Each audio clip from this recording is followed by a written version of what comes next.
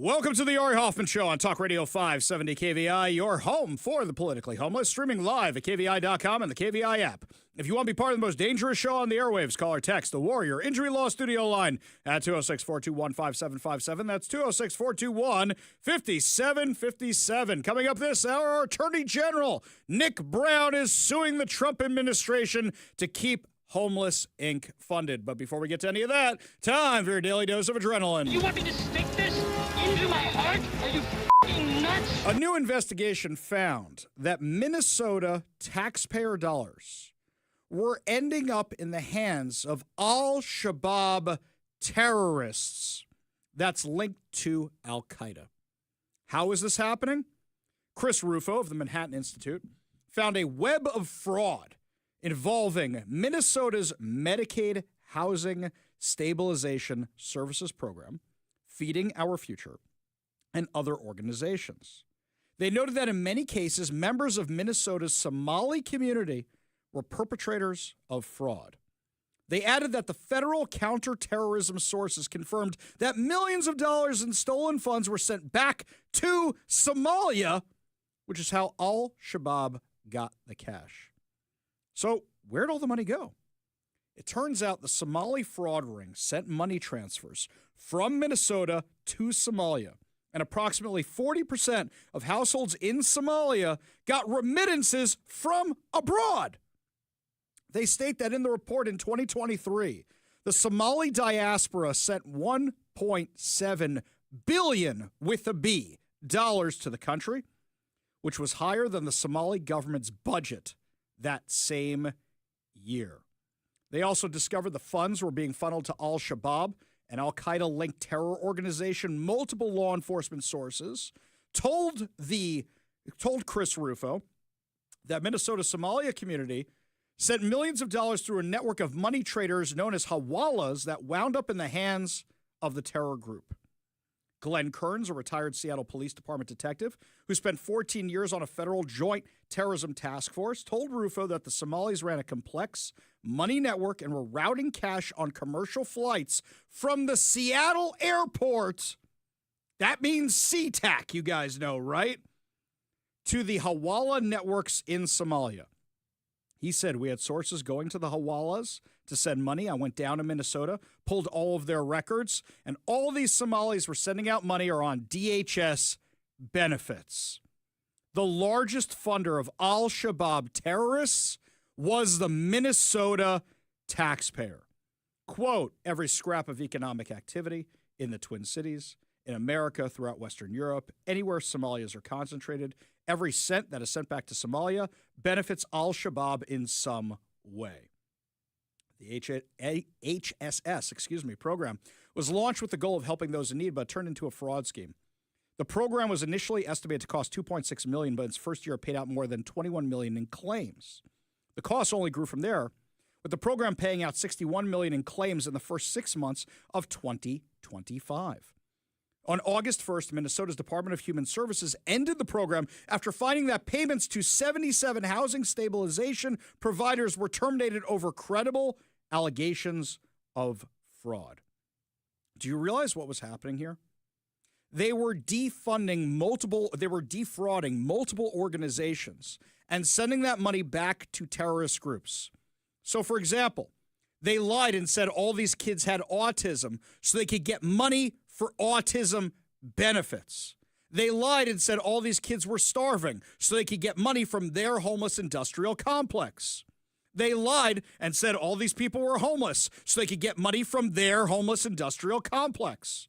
They lied and said people had addiction problems so they could get money from the addiction providers.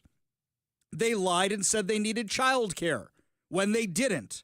And they defrauded the child care assistants. They defrauded SNAP programs. All of this. And the money was laundered through al-Shabaab and sent to Somalia. By the way, this isn't just Chris Rufo, because I know some of our Democrat friends out there will go, well, he's a conservative activist. This is definitely partisan. It's racist. Yeah? Here's ABC. ABC News. They're not my little black book of the right-wing media conspiracy. Supplemental Nutrition Assistance Program, or SNAP. The program distributes nearly $70 million in benefits each month in Minnesota alone. Well, 5 Investigates has uncovered audits that show the state did not perform required security checks of the computer system that determines who is eligible to receive this money. It is a discovery that has SNAP recipients like Mateo Halbesleben worried about the safety of his personal data. Okay, so that's ABC News saying you're having these problems too. This gets so much worse. Billions of dollars going to a terrorist organization that were coming from the U.S. government, and you have the left claiming we don't need Doge. You have the left claiming there's no waste, there's no fraud, there's no abuse in entitlement programs. You know, we have a massive Somalian community here in Seattle. Do you think the same thing's happening here? Why wouldn't it be? The police detective that they are quoting in this story, and I'm going to reach out to Chris Rufo, and I'm going to ask him to put me in touch with that police detective. How much of it is happening here, too? Defrauding Homeless Inc. Billions of dollars spent. Billions of dollars. And the problem only gets worse around here? How is that? Now, Ilhan Omar is saying, oh, no. I don't know what you're talking about. Somalians are essential to America. Somalis are not terrorizing this nation. We are helping it thrive. Somalis have always seen themselves as a fabric of this nation. So not only are we not going anywhere,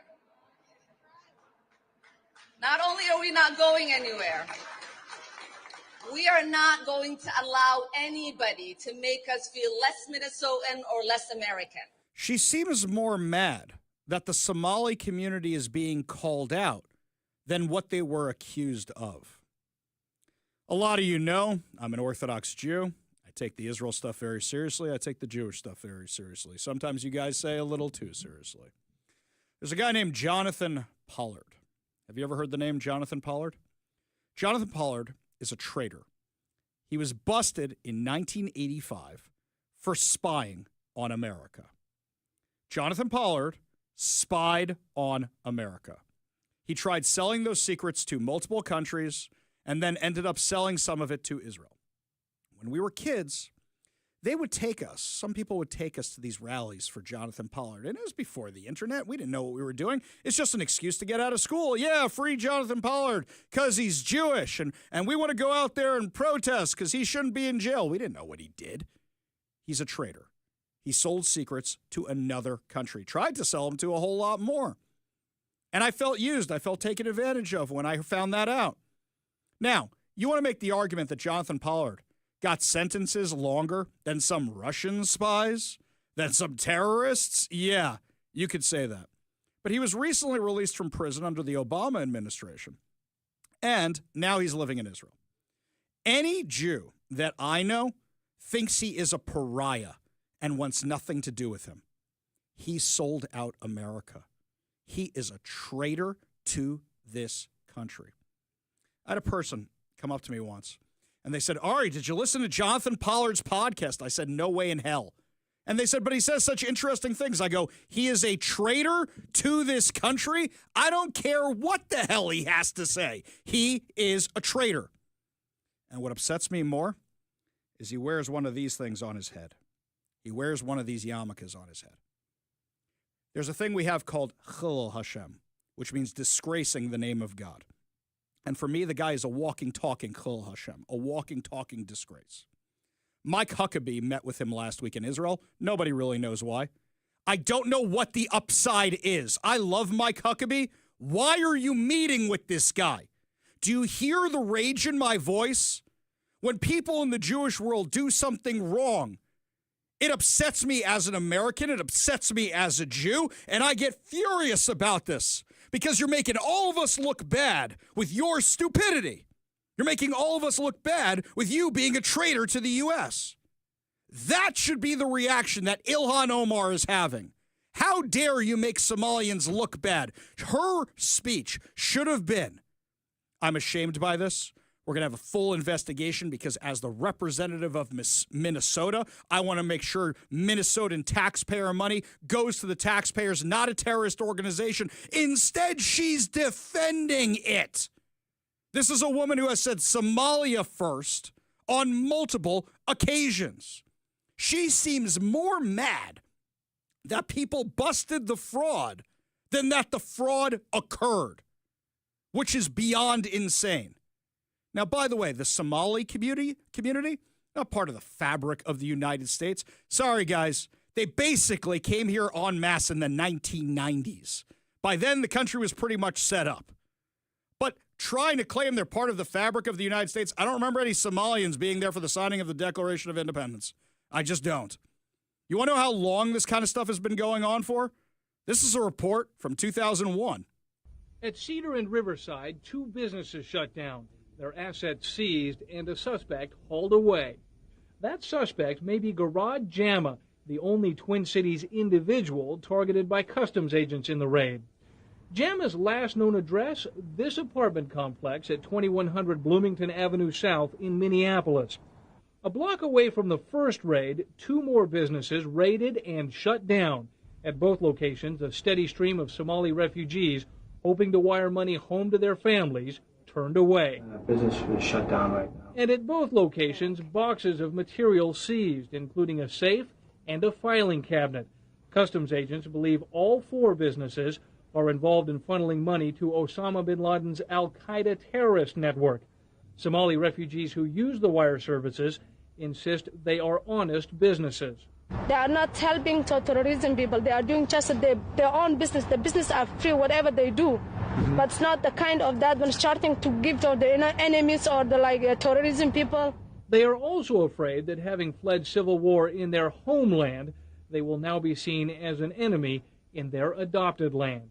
As a Somalian, we send money our families in back home, but we don't support terrorists, or we're not behind terrorists, or we don't support them, or we don't send money about them at all. It looks like that's exactly what was going on. Are there Somalians in this country? Are there Somalians in the city that are hardworking, that are patriotic Americans? I'm sure that there are. But then where are they standing up to call out this behavior and say it's wrong? Where are the leaders of the Somalian community standing up and saying this is wrong? Because I know the amount of rabbis that stood up and said, Jonathan Pollard is not a hero. Jonathan Pollard is a Chil Hashem. Jonathan Pollard is a traitor to our home, the United States of America. Instead, you've got Ilhan Omar out there, seems more upset they got caught than what was actually going on, that they were defrauding her area. This is back from Fox News in 2011.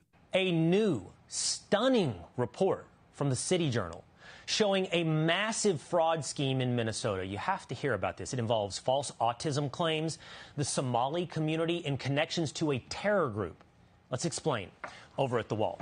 Now, it all revolves around autism and HSS program. That is Minnesota's Medicaid Housing Stabilization Services. Now, this was created to help seniors, addicts, and others find housing. But the criteria to enter this program was incredibly loose and therefore easy to take advantage of. It's led to fraud and costs absolutely exploding. Just 5 years ago, in 2020, costs for this program were $2.6 million. 4 years later, by 2024, cost had been over $100 million, 104. Through the first 6 months of this year, costs are at $61 million, meaning if you double that over the entirety of the year, you're looking at $122 million. In 5 years, from $2 million to $122 million.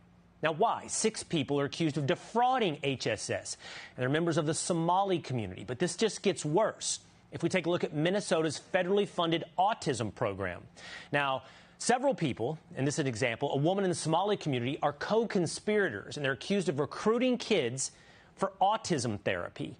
They brought in families, had them convinced to get their kids diagnosed as autistic. In fact, these families ultimately ended up having various social services bid for their children, competing with the number and size of check that they would get.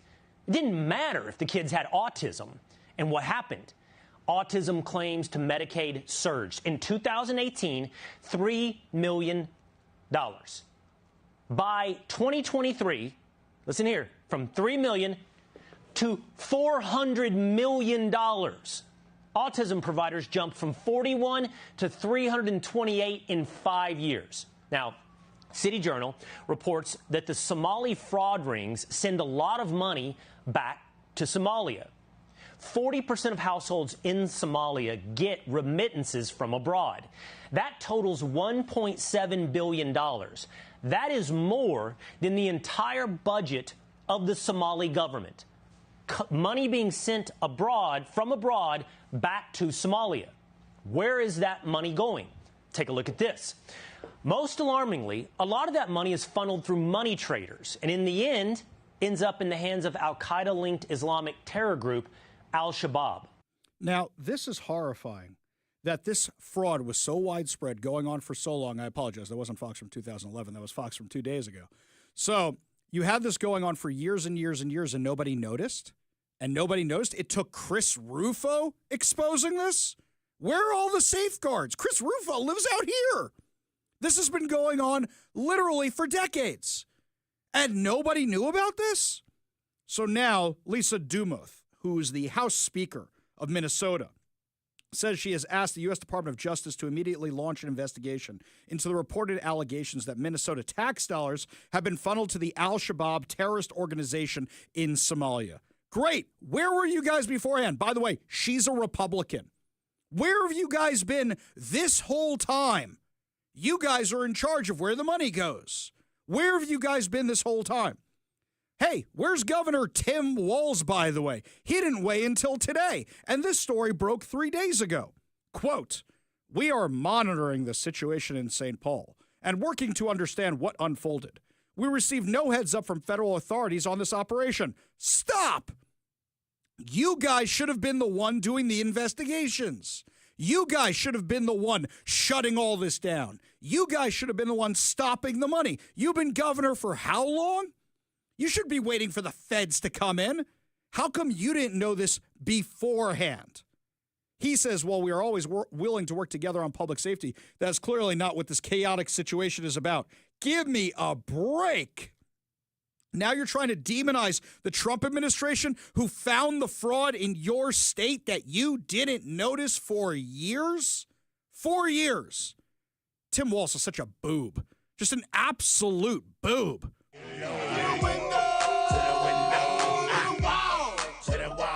Exactly.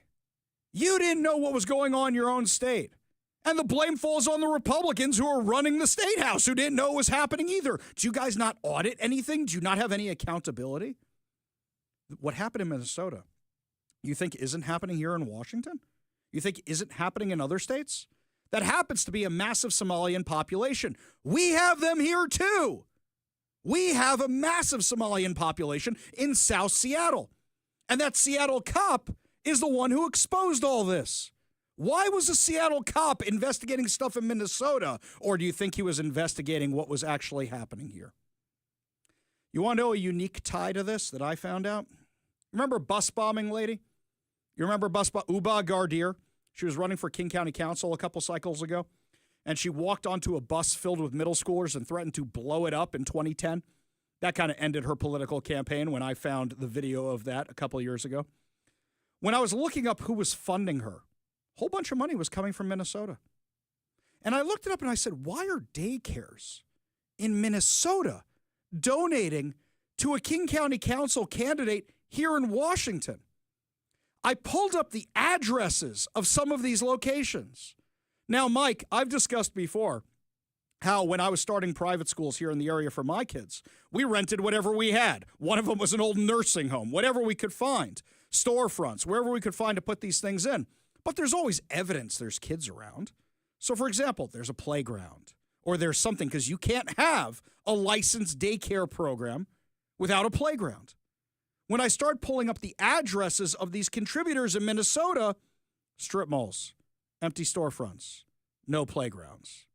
It wasn't because these pictures were taken on a weekend, guys. Because you saw cars in the parking lot at other locations, but not at this one. Something is very unkosher here. Very not kosher here, and how widespread is the fraud? We know it was going on in Minnesota. Was it going on here too? Where else was it happening? Because taxpayer dollars were being spent on terrorist groups. and this was all being done through Homeless Inc. Later in the show today, we're going to talk about how Nick Brown is now suing the Trump administration to keep the money flowing to our Homeless Inc. Do we know where all of it's going? Because there has never been an audit of Seattle's Homeless Inc. or King County's Homeless Inc. or Washington State's Homeless Inc. And we keep pouring billions and billions and billions and billions of dollars into it. And it's only gotten worse. Only gotten worse. In fact, when we come back, my friends, we're going to tell you all about Nick Brown's lawsuit and why he's taking on President Trump. Survivor reality star versus Apprentice reality star. Tell you all about it when we come back. You're listening to the Ari Hoffman Show on Talk Radio 570 KVI.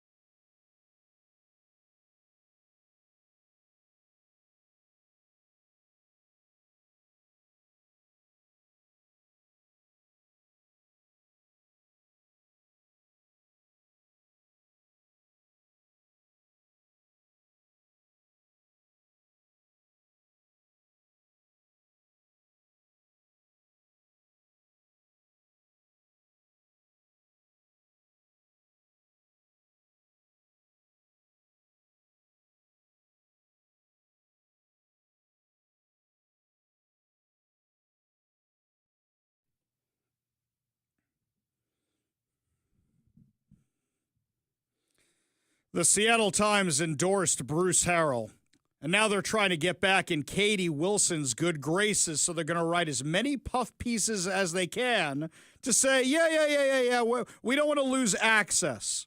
So they write as a headline, Seattle's next mayor is willing to meet with anyone, including Trump. That kind of sounds like a cry for help, doesn't it? Kind of like she was crying into her cornflakes that she didn't get invited to the White House when Zoran Mamdani did. In fact, there's methinks thou doth protest too much. It says here, as for a national response, both positive and negative, she's tried to ignore most of it, save for a spot on CNN. She turned down most national media requests and purposely did not comment on Trump calling her a communist. Do you know why I think that is? I think it has nothing whatsoever to do with the fact that she's focused on her transition team. I think it has everything to do with the fact that she didn't do well on that CNN interview, and she's not good in any interviews, and she wasn't good in that press conference. I think what they're doing is keeping her out of sight. Thinking, if we let Mamdani take all the flack, then she can do whatever she does here, and the eyes of the nation won't be analyzing what she's up to in Seattle. Very smart political move, by the way. Very smart move. Because as soon as they start linking her with Mamdani, the spotlight's on Seattle. All anybody's going to want to know about is what the mini Mamdani's doing. Now, she says she wants to meet with anybody. Tell you what, guys, should we invite her on the show? Haven't done that yet. Should we invite her on the show? I think I did that right after one of her comments towards the end of the race. Let me know what you think. Send us a text. Should we invite Katie Wilson on the show? 206-421-5757. That's 206-421-5757. Meanwhile, what is making national news is our Attorney General Nick Brown is leading a coalition of states in a lawsuit against the U.S. Department of Housing and Urban Development over policy changes that he claims threaten housing stability for tens of thousands of Americans. No. We went through this last week because we were thrilled HUD was doing this. It says, you don't just get good money to throw after bad. You need to show actual results. It needs to go to actual treatment, and it can't be going to things like crack pipes for drug addicts. Why is that so hard to understand? Here's something else. Has there ever been an audit done on Homeless Inc.? Bruce Harrell, when he first became mayor, called for an audit of the LEAD program, the Law Enforcement Assisted Diversion Program, which basically is all about keeping criminals out of jail. He didn't actually go through with it because he got such pushback from the left. And you got to wonder, when somebody doesn't want you to do an audit, why is that? Afraid of what you might find? I think so. I absolutely think so. So now they want to make sure they keep getting all this money. Well, from what we've seen, all the billions of dollars you guys have gotten has only made things worse. Bruce Harrell said in one of the last debates that over 70% of the people who are homeless in Seattle are not from Seattle. So you're incentivizing them to come here. We know that since they declared they want to end homelessness in 10 years, and I think it's been 10 years since they had the official King County declaration, that ever since they did that, it's gone exponentially worse because they just keep pouring money into a failing system. Why would they keep doing that? Unless people are benefiting from it who aren't the people on the streets, because they're clearly not benefiting from it. I mean, we're lucky just the other day that you had the Seattle City Council cut off funding for the crack pipes. You literally had Sarah Nelson, the on her way out Seattle City Council president, holding up a bag from King County Public Health and showing what's inside it that they're funding, giving out to addicts. Foil, perfectly cut, crack pipes, you name it. That's not making anything better. Sarah Nelson correctly said that's like handing somebody who's suicidal a loaded gun. She's 100% right. Now, there was this humorous moment in that meeting. Seattle City Council member Joy Hollingsworth, right after Sarah Nelson pulls out the bag, which says King County Health right on the side of it. And what's the symbol for King County? Martin Luther King. So his face is right there on this bag. Here's what Seattle City Council member Joy Hollingsworth said. Thank you, Council President, and thank you for bringing the bag for us to all see. I'll be honest. I know that this has been a concern of a lot of folks, and I'm not an expert matter or have the knowledge to weigh in on this. If you brought an amendment, though, I'll tell you this. If you brought an amendment to take Martin Luther King's face off that bag that we're handing out, paraphernalia in, I would totally vote for it, because that is the most Seattle thing I could possibly think of when I saw that. Just because of these are real serious issues. It's very performative to put his face on and then hand out this stuff. I love Joy Hollingsworth, and her and I disagree on about 60% of political issues, but I sit with her at fundraising dinners from time to time because I always get put at the political table. Wonderful woman. Sweet as sugar, responds to my emails. She's wonderful. She truly believes in working with the other side. Really, she really, really does. But she's 100% right. That is the most Seattle thing ever. And so performative that you put his picture on the side of the bag of stuff you're giving to crack addicts. We go to the Warrior Injury Law Studio line, take a call from Leonard in Shoreline. Leonard, what's up, man? Speaking of that, I'm glad you mentioned in that last segment about Mr. Pollard, the one that spied on America. I couldn't believe it. I mean, he should have been executed for that. And now we find out he got away with it.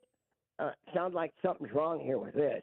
I don't think he got away with it. He was in jail from 1985 until, when did Obama leave office? 2016? So he was in jail for that long. He didn't get away with it. But the question is, what happened to him afterwards? Yeah, I don't think he should be meeting with the U.S. ambassador to Israel, especially given that he was a traitor. I'm kind of curious why he met with Mike Huckabee. More investigation to be done on that. Appreciate the call. Appreciate you being part of the show. You want to be part of the show, you give us a call or a text at 206-421-5757. Don't forget to weigh in. Should we have Katie Wilson on the show? Give us a text. Yes or no. 206-421-5757. That's 206-421-5757. When we come back, my friends, President Donald Trump pardoned some turkeys at the White House in advance of Thanksgiving, but there's some amazing audio of how he pardoned them and what he said. We'll have that entertaining awesomeness for you when we come back. You're listening to the Ari Hoffman Show on Talk Radio 570 KVI.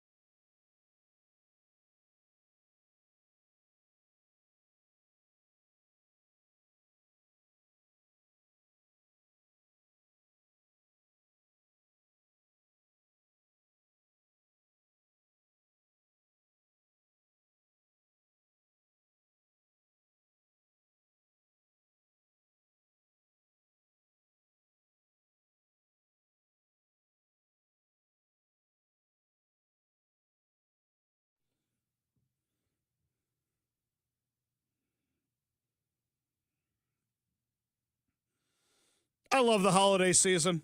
Can somebody explain this to me? When did Thanksgiving start getting a happy holiday?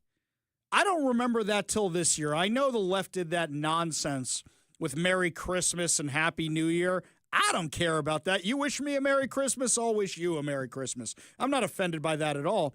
But people all day today, I went to the bank, I went to the grocery store, I went to Starbucks. Everybody's saying, Happy Holiday. Why? It's Thanksgiving. You should be thankful for what you have every day. Why are we saying Happy Holiday for Thanksgiving? It's not a religious holiday. It's a country holiday. We live in America. I love Thanksgiving. I love all this stuff. You say Happy Thanksgiving to me, I'll say Happy Thanksgiving to you. You know who's doing a lot of Thanksgiving cheer on the White House lawn today? President Trump. Excuse me, this was yesterday. Yesterday, President Trump was pardoning turkeys on the White House lawn, which I think is ridiculous, but still it's fun to watch every president do this.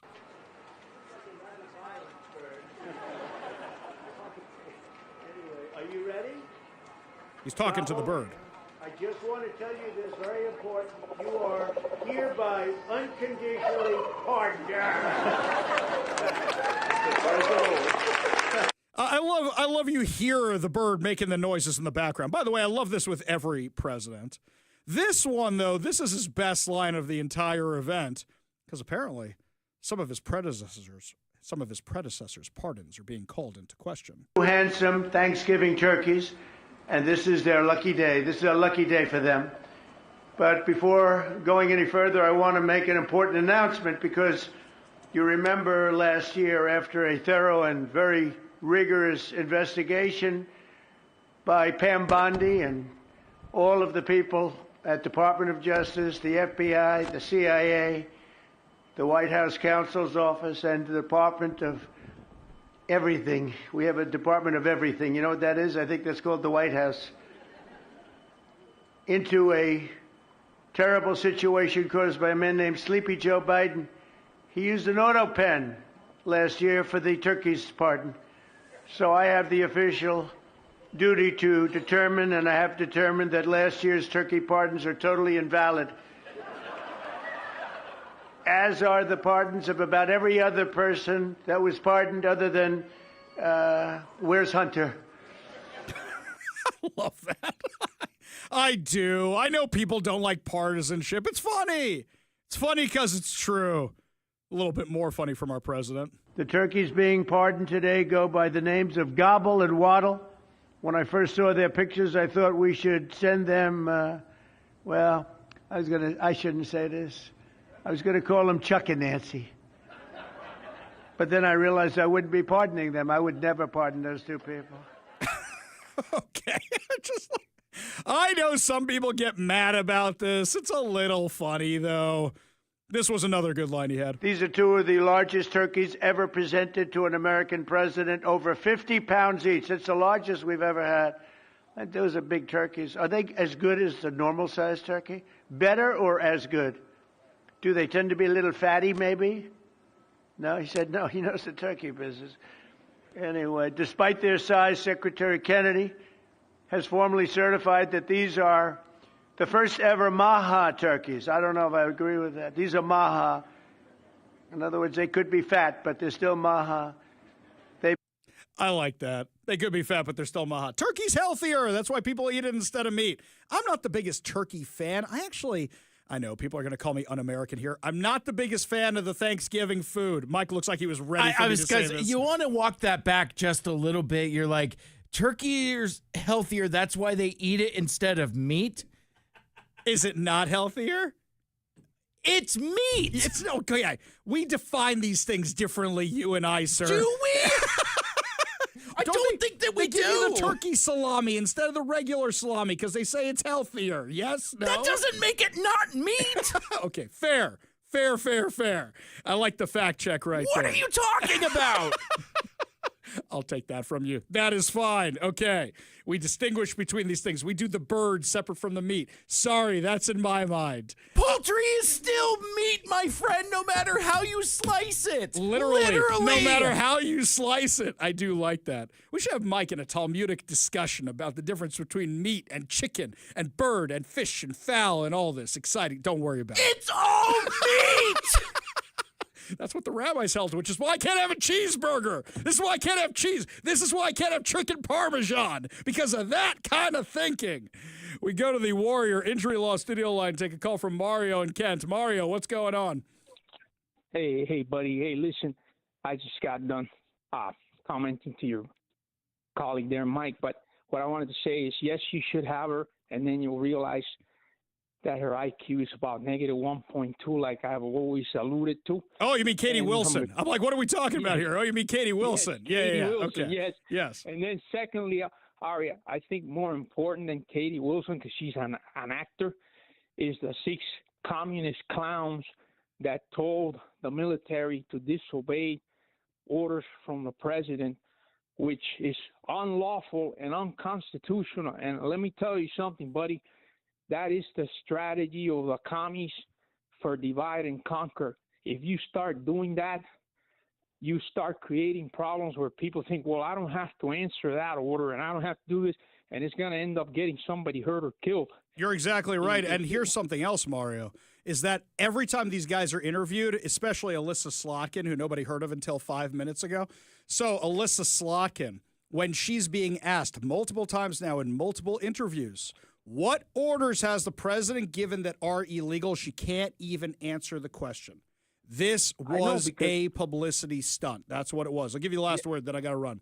No, yes, and that's what I'm saying. We should not let go of these stories, because these people should be charged with insurrection and sedition and thrown in jail. Yeah, I think a lot of people would agree with you, Mario. In fact, if you agree with Mario, give me a text. Let me know if you think the people who said that that soldiers should disobey President Trump's orders, if you think they should be charged, the seditious 6. Give us a call or a text at 206-421-5757. That's 206-421-5757. Mario, appreciate the call. Appreciate you being part of the show. You want to be part of the show or weigh in, you give us a call or a text at 206-421-5757. That's 206-421-5757. With regards to my question, should we have Katie Wilson on the show? Jeff and Kent says, oh, yes, definitely invite her. In fact, engraved invitation.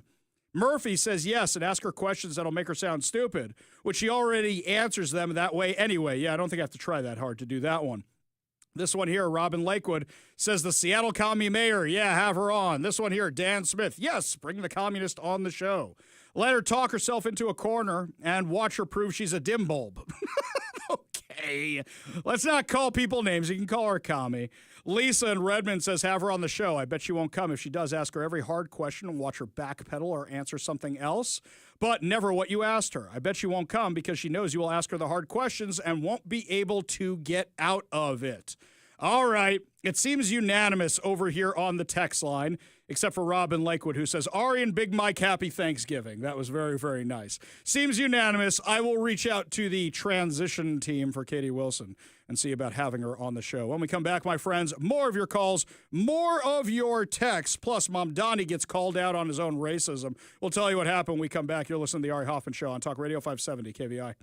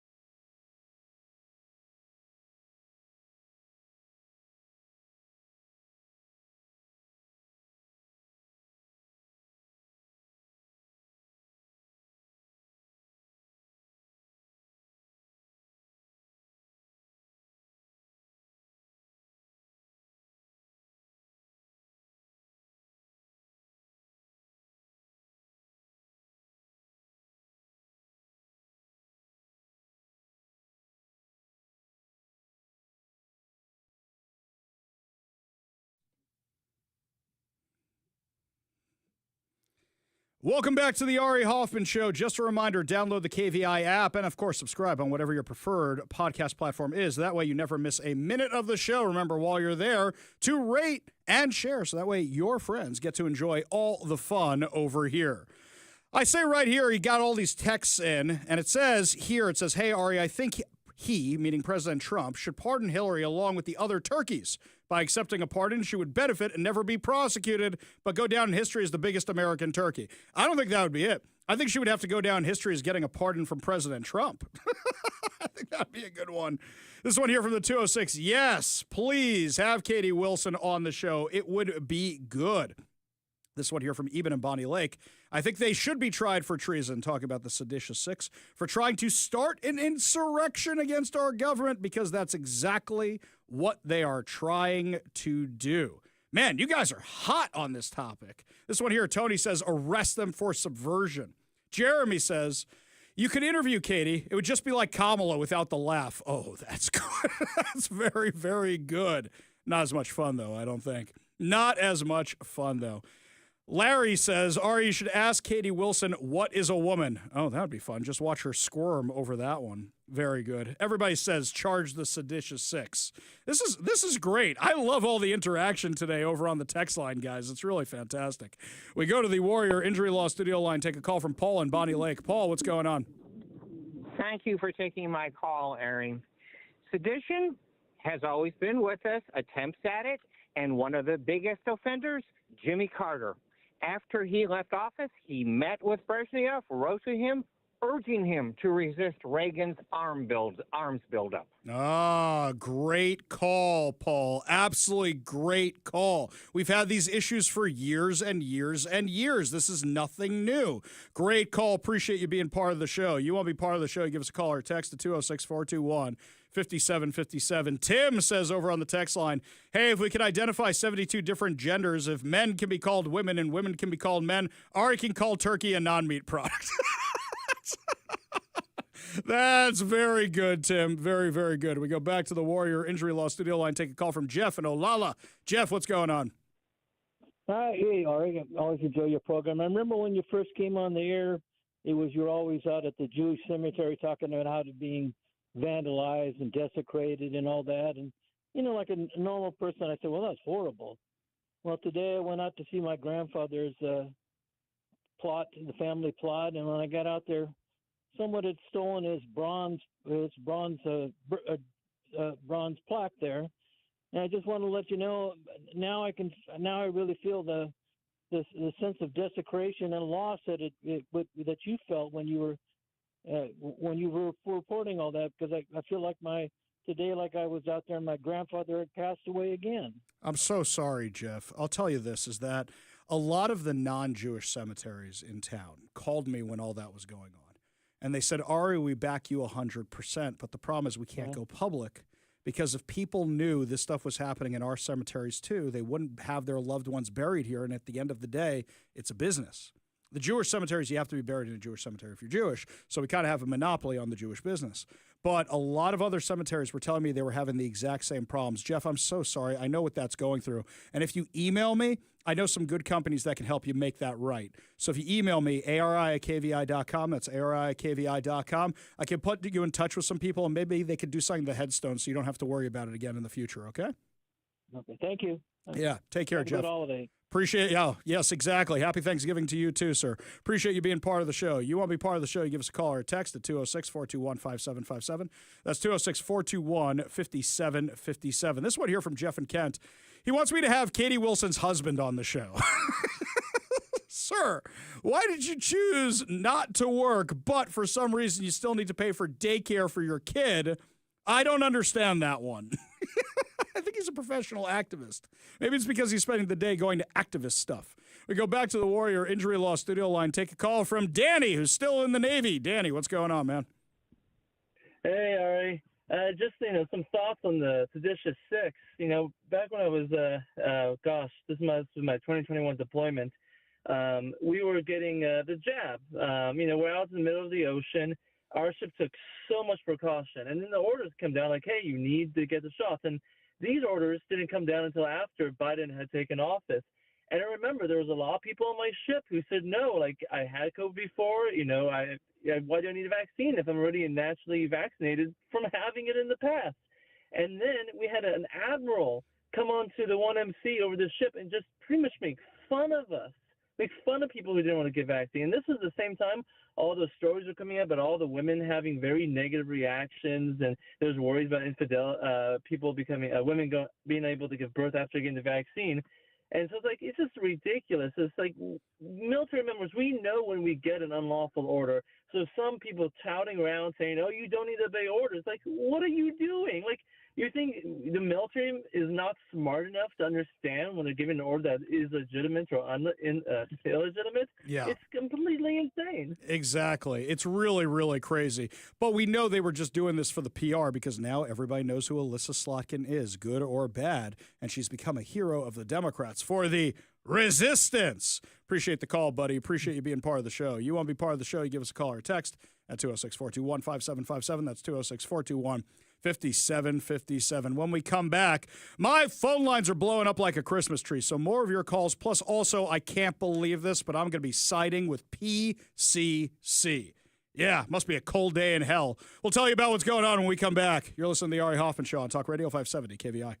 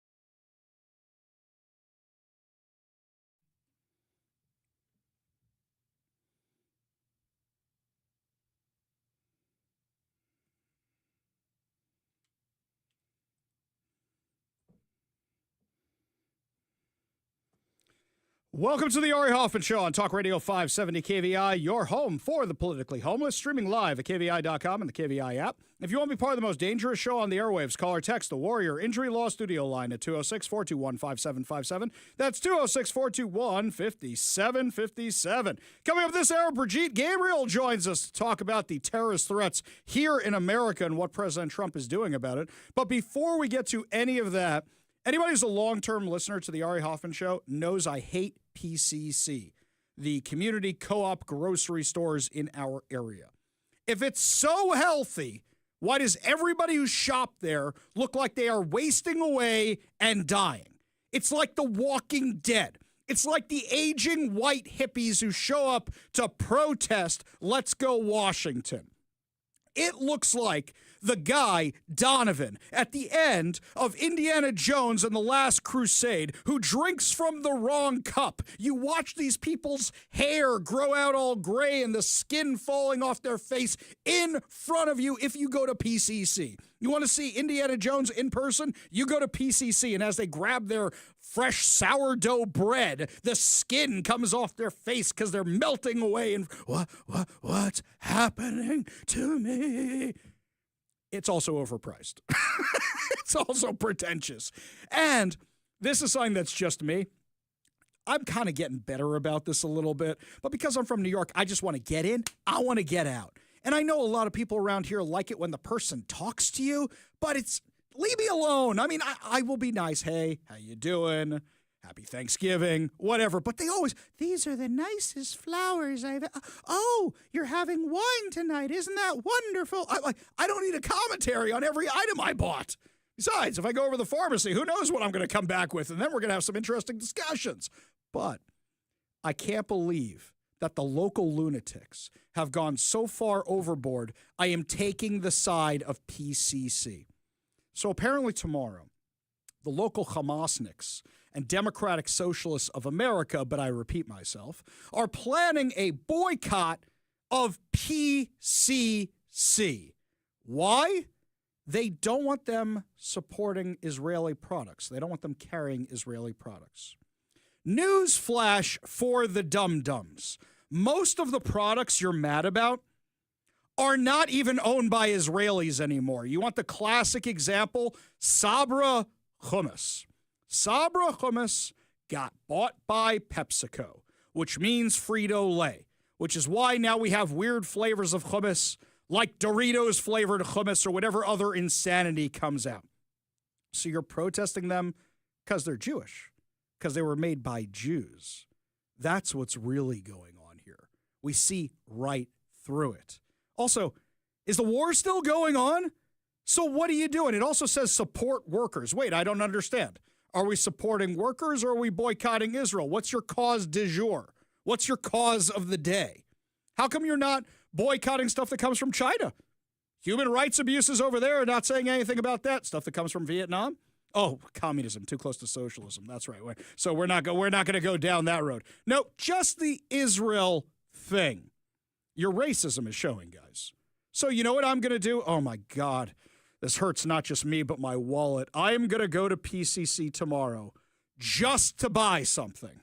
And me walking into a PCC, I tried for years. I made it 10 years without walking into the PCC in Columbia City. I made it 10 years without walking into that place. And then one day my wife goes, what, you're just going to sit in the car and let me go in by myself? And I kind of wanted to say yes, but I also want to stay married. So I broke my streak and actually went into the Columbia City PCC. So tomorrow, I think I'm going to make a specific point to go find something, buy something at a local PCC because this is absolutely insane. Insane. We go to the Warrior Injury Law Studio line, take a call from Jason in Kent. Jason, what's up, man? I think you meant Keith. Oh, okay. Keith, what's up, man?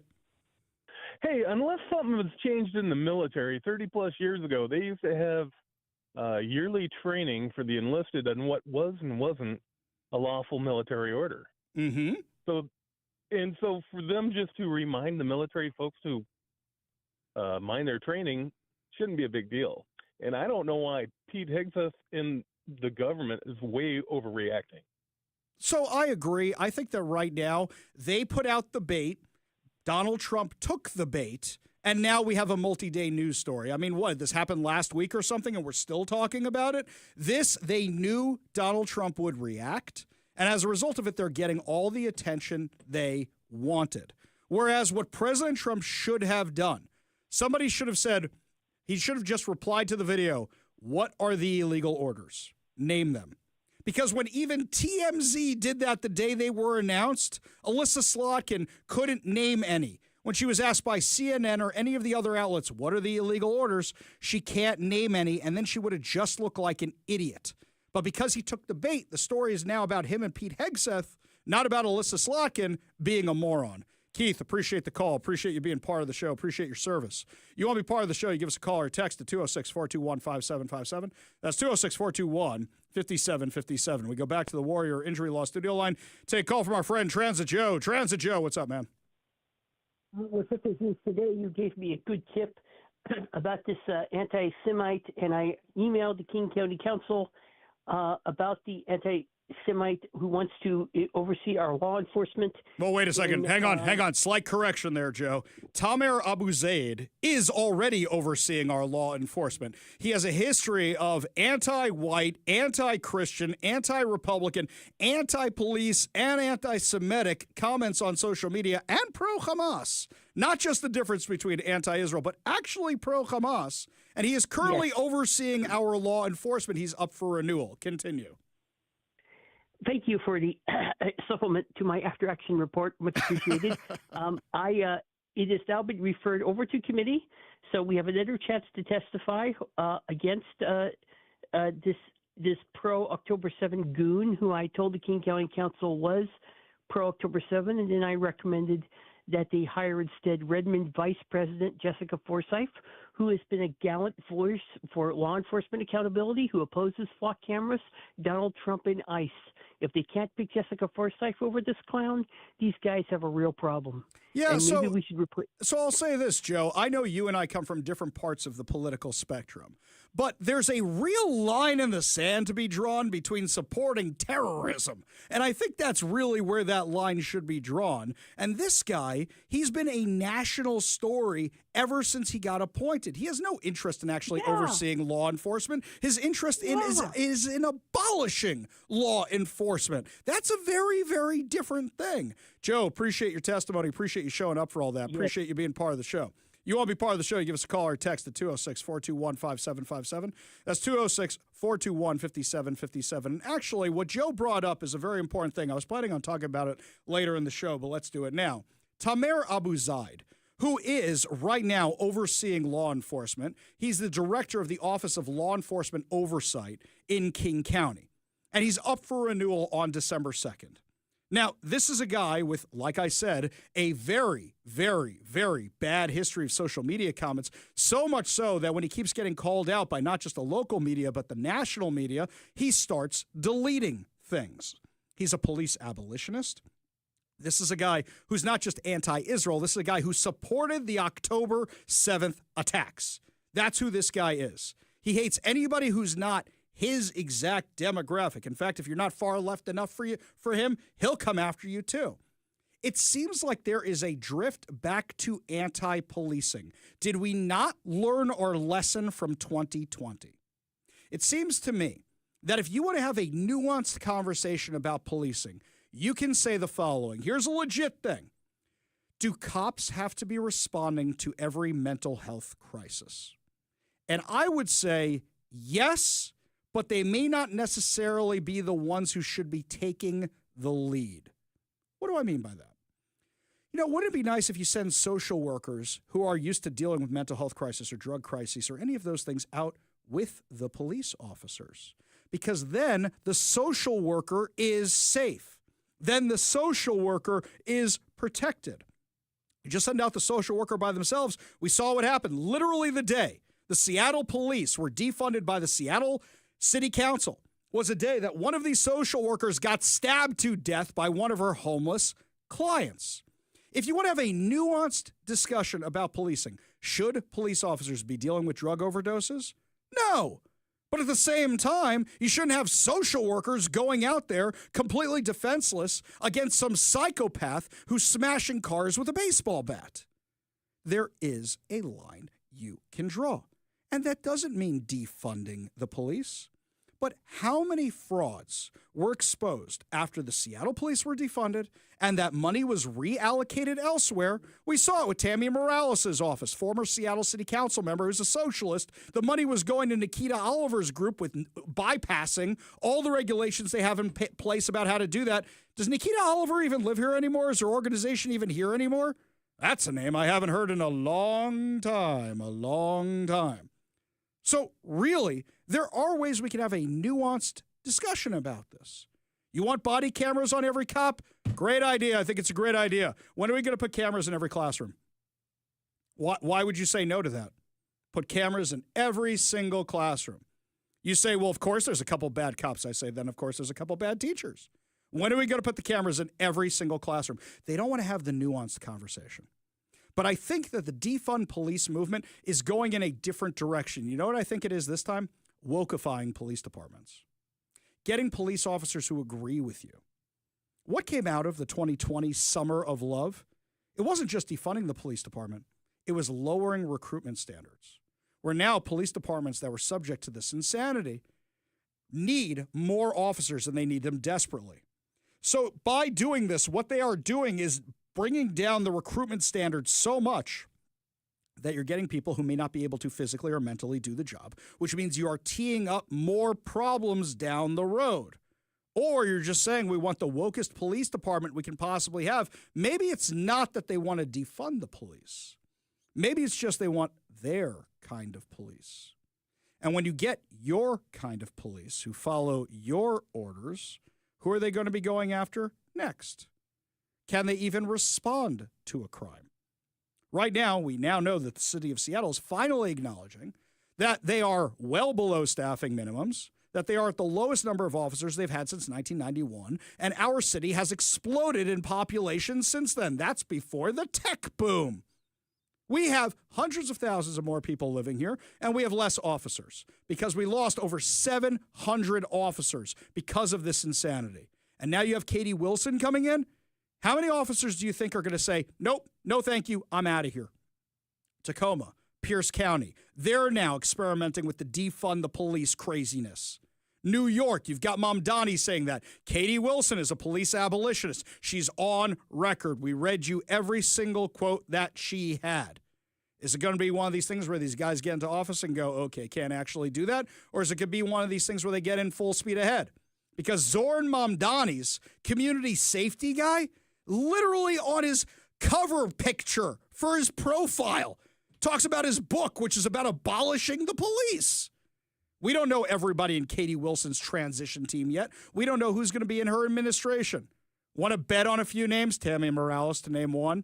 Former Seattle City Council member Lisa Herbold. I bet you all of them are coming back in some capacity to City Hall.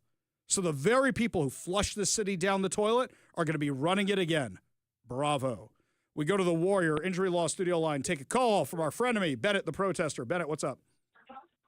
Hey, did you hear some good news? Jesse Eisenberg, member of the tribe, he announced he is donating a kidney to a stranger. It's coming up in December. That's very nice. You know he is, right? Like yeah. Luther. And, that's very nice. And I was thinking, do me a favor, yeah, Bennett, I mean, you know how to get a hold of me. Shoot me a link to that, okay?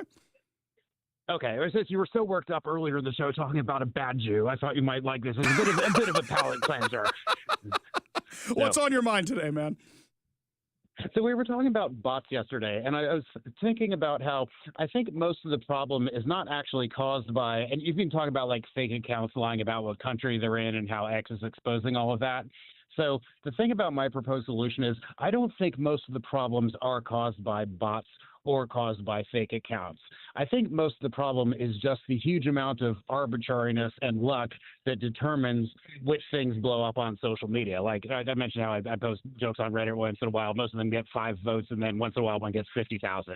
And it's fine for silly things like Reddit jokes, but that is the effect that's dominating like our political conversation, where it's just aggressively mediocre content that happens to get very lucky. Hang on a second, Bennett. I'm going to give you this one. Problem. I'm going to give you this one, which I think you're going to appreciate. You saw the fake headline I put up yesterday about Katie Wilson. I think you were the only one who realized that was a joke, right? We saw that yesterday. Yeah. And yet the huge amount of reaction it got off that. Now, something entertaining is that on Twitter, people take these things seriously. On Facebook, they realize they're jokes, which is even more fascinating, even though it's got a giant Ari Hoffman faux thing right there at the top. So, yeah, this is our political conversation now where people are looking at this kind of stuff, and that's the conversation they're having, which is crazy. I agree something needs to be done, but I think the problem is that for the big social media companies, there's no such thing as bad content because if it's getting interaction, they don't care. They don't care. And then you're going to end up in a world like Idiocracy. If those people are liking things and it's not even very bright, that's going to be the stuff people see all the time. Look, a lot of us like dumb cat memes. I don't even like cats, and I like the dumb cat videos. That's the kind of stuff that's getting promoted, right? Yeah, well, I mean, remember, one of the things I said when I talked about this earlier is it's actually not the content that gets the most likes that actually usually goes viral. That's actually the problem. The social media tends to promote stuff that is actually not getting the most likes, but it randomly picks things and blows them up. And so remember the solution I was talking about. Let's say you create like a video of yourself, a guitar play or a guitar song that you've written. The system randomly releases it to a small sample of the target audience. If enough of those people like it, the site pushes it to the rest of that target audience. But think of how that overturns everything that we think we know about what it takes to be successful. There is no more luck.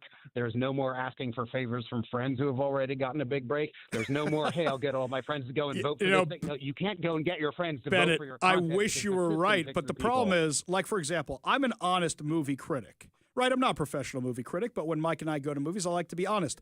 I didn't go see Wicked because I knew I would hate it. I like musicals. I didn't like this musical when I saw it on Broadway. So then people go and review the movie. There's a lot of movie critics out there that don't like action movies. And I hate when they review action movies because why am I listening to their opinion? So the flaw with that is that it will send that kind of stuff to people who may not enjoy it anyway, and they may downvote perfectly good content. But I hear your frustration. I hear what you're talking about. Appreciate you being part of the show.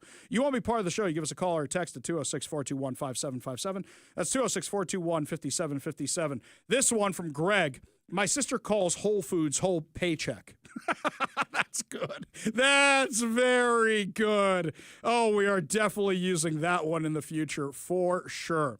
When we come back, my friends, lots more to discuss as the show continues. So a teacher who is no longer a principal in Seattle Public Schools has found his way over to Bellevue Public Schools. What is going on here? We'll tell you all about it when we come back. You're listening to The Ari Hoffman Show on Talk Radio 570 KVI.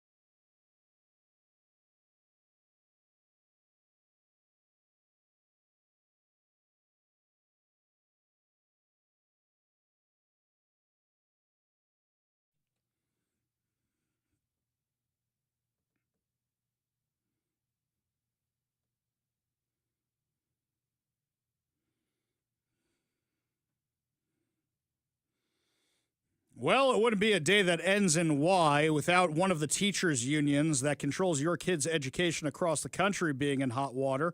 According to Fox News, one of the top teachers' unions in the country is facing criticism over an upcoming training session that will instruct members on how to go through a gender transition at work, including best practices for using gender pronouns and combating transphobia, while also being provided with literature labeling conservative opposition as villains. You know, I thought we'd have a moon base by now. I thought we'd have flying cars by now. Instead, we have men who think they're women who want to go into women's bathrooms. In a document posted on its website, the National Education Association announced to more than 3 million educator members a slate of training programs, including a session named Advancing LGBTQ Plus Justice, scheduled for December 2nd through 4th. The union will also hold an Advancing Racial Justice Through Union Work on January 13th through 15th. Understanding this community and their issues is critical to providing support and guidance that is not only inclusive but liberating, they said. Goals of the training include establishing a common understanding about the identities under the LGBTQ plus community umbrella, developing a shared understanding of the anti-LGBTQ plus policy landscape, and how to develop counter-narratives of inclusion and equity, deepening skills and strategies to confront implicit bias, microaggressions, and stereotypes in the LGBTQ plus community, and creating a tool set of tactics for dismantling systems of privilege and oppression as it relates to the LGBTQ plus educators and students. You know, I consider myself an educated human being, but I have no idea what that says. I have no clue whatsoever. You know who I ask for gender advice? That kid from Kindergarten Cop, that little 6-year-old. Boys have a penis, girls have a vagina. It is that simple. You know what? I identify as a 6'3" NBA star. Give me a spot on the team. That's how I identify. Give me billions of dollars in salary and give me a spot on the team. I want to be on the Knicks because they lose all the time anyway, so I won't be bringing the team down. Put me on the Knicks. We can do this. This is insane. Absolutely insane. And this is what your tax dollars are being spent on. This is what your tax dollars are being spent on. Now, why do you think that these unions are so mad about the Department of Education being defunded? Well, unions can dictate stuff for their members, but they can't dictate it for the whole country. They want the Department of Education to push this nonsense in every school, every public school across the country. This is what they're focused on. You want to know why your kids' grades are terrible? This is why. You know, I talk to my parents, I talk to my in-laws, and they tell me that when they were in school, they had shop class, they had balancing your checkbook, they had actual classes. What do we have now? Which bathroom to use? You know, I think you figure that out when you're a little kid and you follow the little stick figure on the bathroom. Shouldn't be that complicated. Beyond crazy that now we're now doing this. By the way, the Trump administration is suing California over the fact that they're giving free tuition to illegal aliens. That's your taxpayer dollars. They are incentivizing, they are encouraging illegal immigration. The U.S. Department of Justice has filed a lawsuit challenging several California laws that grant in-state tuition, scholarships, and subsidized loans to illegal aliens, arguing that the policies unlawfully discriminate against U.S. citizens from other states and conflict with federal law. You know, I remember during COVID, Jay Inslee and Jenny Durkin, they all had all these plans, all these funds that would give money to businesses if your color was a certain pigmentation. It wasn't available to anybody else. I wish somebody had sued over those. I wish somebody had sued over those because they were discriminatory. There's no such thing as reverse racism. It's just flat out racism. Speaking of which, do you remember about 6 months ago, we found out about a case at Nathan Hale High School in Seattle, where there was a Jewish girl who was being bullied for being Jewish, which culminated in the Muslim student group showing up at her classroom, demanding she come out, and that the teacher had to lock the door to the classroom to stop the lynch mob from getting her, which is exactly what they wanted to do. The girl is frantically texting her parents to come save her from school, and then the school administration wouldn't do anything about it. In fact, they tried to sweep it under the rug. When she asked for a pass-fail, they wouldn't honor a lot of her requests. They wouldn't help her transfer to another school. Nothing. Well, the guy who was principal at the time, his name is Dr. William Jackson. You know that Dr. William Jackson, the year that all this was going on, won Washington Principal of the Year? Yeah, had a literal lynch mob in his school and won Washington Principal of the Year, and then was referred for a higher award nationally, which he got from a national organization. That's your teacher of the year. That's your principal of the year. Well, something fascinating is he's not the principal of Nathan Hale. We don't know why. We don't know if he wanted to go somewhere else or retire or got fired. We don't know anything because the Seattle Public School District won't tell us. But we know that now he's in the Bellevue School District right nearby. And here's something else. Coming up in December, there's one of these listening sessions. What's a listening session? Well, apparently they listen to different groups about problems that are happening in the school. And this one's with the Jewish and Israeli community because there's been a ton of anti-Semitism in the Bellevue School District. A lot of it's coming from the teachers. There's been a ton of this stuff going on. And who's one of the people in the listening session? Dr. William Jackson. So the guy who ignored all this stuff at Nathan Hale High School is now one of the administration folks put in charge of the listening session at Bellevue High School? Are you kidding me with this nonsense? Are you kidding me? All right, let's have Mark Furman. Let's have him go be in charge of black community relations with police officers. Should we do that? Let's go do that. Come on, guys.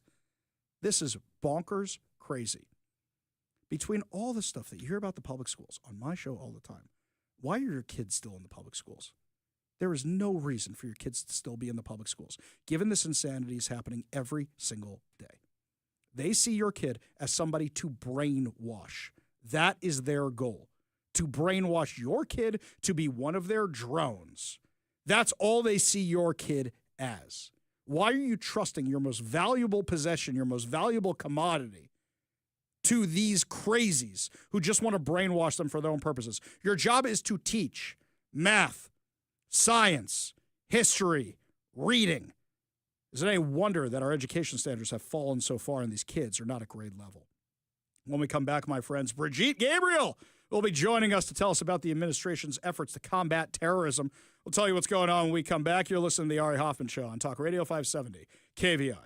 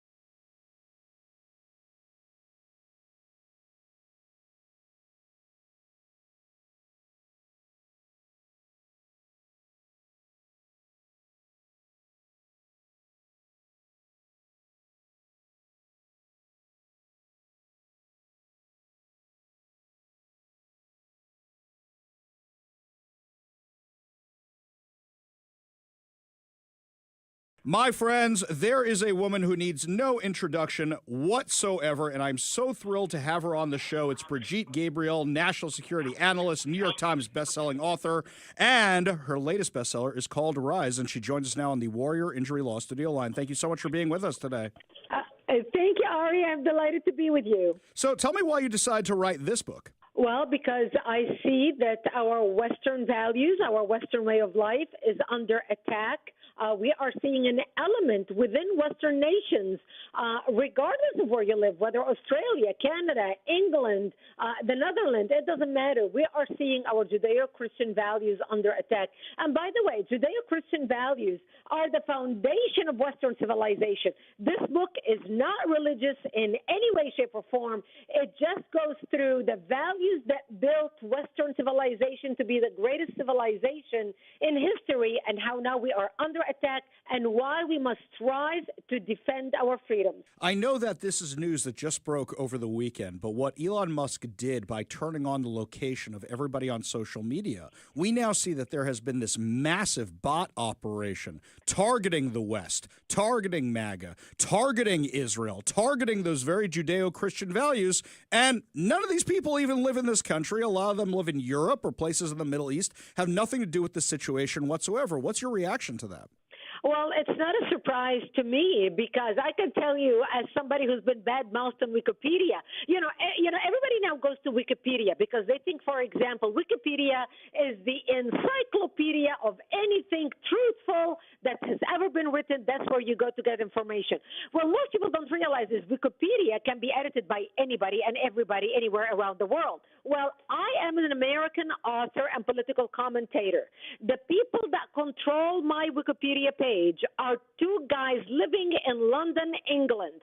I cannot touch my page. I cannot change my page. I have hired advertising and PR agencies spending $10,000 a month for them to be able to edit my Wikipedia page, and they could not even do it because it is completely controlled and blocked by these two guys that live in England who do not agree with anything I speak about in defense of America and its values. They're not even Americans. So when I saw the news coming out over the weekend of all this operation of people outside of the United States controlling the flow of information that impacts the political opinion and general opinion of the American public in a way that impacts the direction of our country, the foreign policy of our country, the inner politics of our country, I was not surprised nor shocked because I know that there is a systematic plan, which I talk about, the Muslim Brotherhood plan to dominate and infiltrate the West and establish an Islamic government on earth. It's a 100-year plan written by the Muslim Brotherhood. And when we look at the implementation of that plan, you realize this is not an offshoot, little something happening here in America or little something happening, in Canada or in France. It is a coordinated global activism that is trying to impact Western nations and their foreign policy using everything they can, whether immigration, whether in the war of information. The internet has become the new theater of war. So using everything at their disposal to destroy the West. We're talking with Brigitte Gabriel, who is a New York Times best-selling author, and she's got her new book out now called Rise, which is also on the New York Times best-selling list. And when I talked to Gad Saad, when we had him on the show, he was talking about, I know what I'm talking about because I came from places that embrace this radical ideology. Look what it did to those places. That's why I'm in America now. I look at what you're talking about with the Muslim Brotherhood. I'm looking at the Council for American Islamic Relations. And as you talk about this 100-year plan, I think that baked into the cake is things like the Holy Land Foundation. They knew it would get taken out eventually. They had CARE ready to go. They've got the Muslim Brotherhood. They've got all these different organizations. Now the CARE is under the microscope. I assume something else is going to come next that we don't even know about yet because they're playing the long game and we're playing to be reactive. How do you propose to solve that? Exactly, Ari. And this is why people like me and Gad Saad, who come from Lebanon, who come from the Middle East, who actually fled and came to America. How do you think we ended up in America? We immigrated here because of Islamic persecution of minority. Gad Saad happened to be Jewish. I happen to be Christian. Where the Islamic slaughter and persecution of Jews and Christians out of the Middle East. That's how a lot of people ended up in the West. Now, in our case, as Jews and Christians, you assimilate into the society. Obviously, we come from the same culture, the same religious practices, the same everything. But what's happening right now is we are importing people into our country who do not share our values. And we are importing them either by resettling them as refugees in our country, like the Somali community in Minnesota, for example, that now gifted us Ilhan Omar in Congress, or Rashida Tlaib, who comes from a Palestinian background, who is now also a congresswoman. But when you look at the infiltration of our society, Ari, most people don't realize that just in this last election, 42 candidates, Muslim candidates, have been declared winners with 3 races still pending recount or certification. So 42 Muslim officials now occupy, while all eyes were on Mamdani in New York, while all eyes were on New York. Oh my gosh, the election, we've got a socialist Islamist who is running in New York. Well, 76 Muslims ran, 42 of them got elected. So now we have 42 Muslim officials occupy positions in some of the most influential jurisdictions in the country, from New York mayor's office to Virginia's executive branch, and from Michigan's heartland to local school boards. And by the way, they span 9 states, at least 9 states: New York, Virginia, Michigan, New Jersey, Maryland, Washington, Ohio, Pennsylvania, and North Carolina. The list includes 6 mayors. So it's not only Mamdani in New York. 6 mayors, he was only 1 out of the 6, 4 state legislatures, 20 city council and commissioners, 6 school board members, 2 judges, and 3 other political positions. So as you can see, they are not only coming to our country, they are transforming our country with their own ideologies, their own proposals. So you have Mamdani in New York right now who wants to be New York to be ruled by international law, as if the Constitution is not good enough. And this is just the start. I mean, the guy hasn't even gotten into office yet. Yet this is the ideas that he is bringing, and this is what he wants to impose. That's why we are concerned. And just before we let you go, in the last few minutes we have with Brigitte Gabriel, who is the #1 New York Times bestselling author of the book Rise, and we really appreciate your time today. We talk about somebody like Katie Wilson, the socialist who just became mayor of our very own Seattle. And let's not forget, she was backed by the Council of American Islamic Relations. So it's not just the people they're putting in office, it's the people they're backing for office as well, who may not even be part of the culture, but they're part of the ideology, the destruction of the Judeo-Christian values, and something we didn't even focus that much time on when she was running for office because we were so tied up in the socialism, is how anti-Semitic she is and how she buys into the same talking points as Mamdani. Yeah, exactly. And they're doing this systematically nationwide. And by the way, CARE right now and its affiliates are preparing a 2026 directory of elected Muslim officials and expanding programs to mobilize more candidates before the 2026 midterm. Can you imagine? But that's exactly why, Ari, we at actforamerica.org, that's my organization, actforamerica.org. I encourage everyone listening right now, if you are as concerned about the country as I am, go to actforamerica.org, join us, start a chapter in your community, sign up as a volunteer, become a member, and stand with us as we fight to protect our country. We are mobilizing neighborhoods across the country. We are mobilizing communities. We are making sure that our people are prepared, educated, mobilized, and organized to be able to impact the next midterm election, because I can tell you we need to match passion with passion. The leftists and socialists and Islamists have all locked shields together. They are working together for a common goal to transform America into what they believe, into the utopia they believe, socialism, communism, Islamism that's going to fix America. We need to make sure we preserve our country. And so if my message resonates with you, go to actforamerica.org right now. Join us, become a member, start a chapter, together we can save our country. That's actforamerica.org. You should check it out right away. If the stuff I talk about care all the time, and all these other problems we're having locally with Katie Wilson, everybody else who care endorsed, go to actforamerica.org right now. Check it out. Brigitte Gabriel, author of the book Rise, New York Times bestseller, and founder and chairman of Act for America. Thank you so much for being with us today. I really do appreciate it. Thank you for having me with you. Bye-bye. Such a pleasure. We got a whole lot more to discuss as the show continues. You're listening to The Ari Hoffman Show on Talk Radio 570 KVI.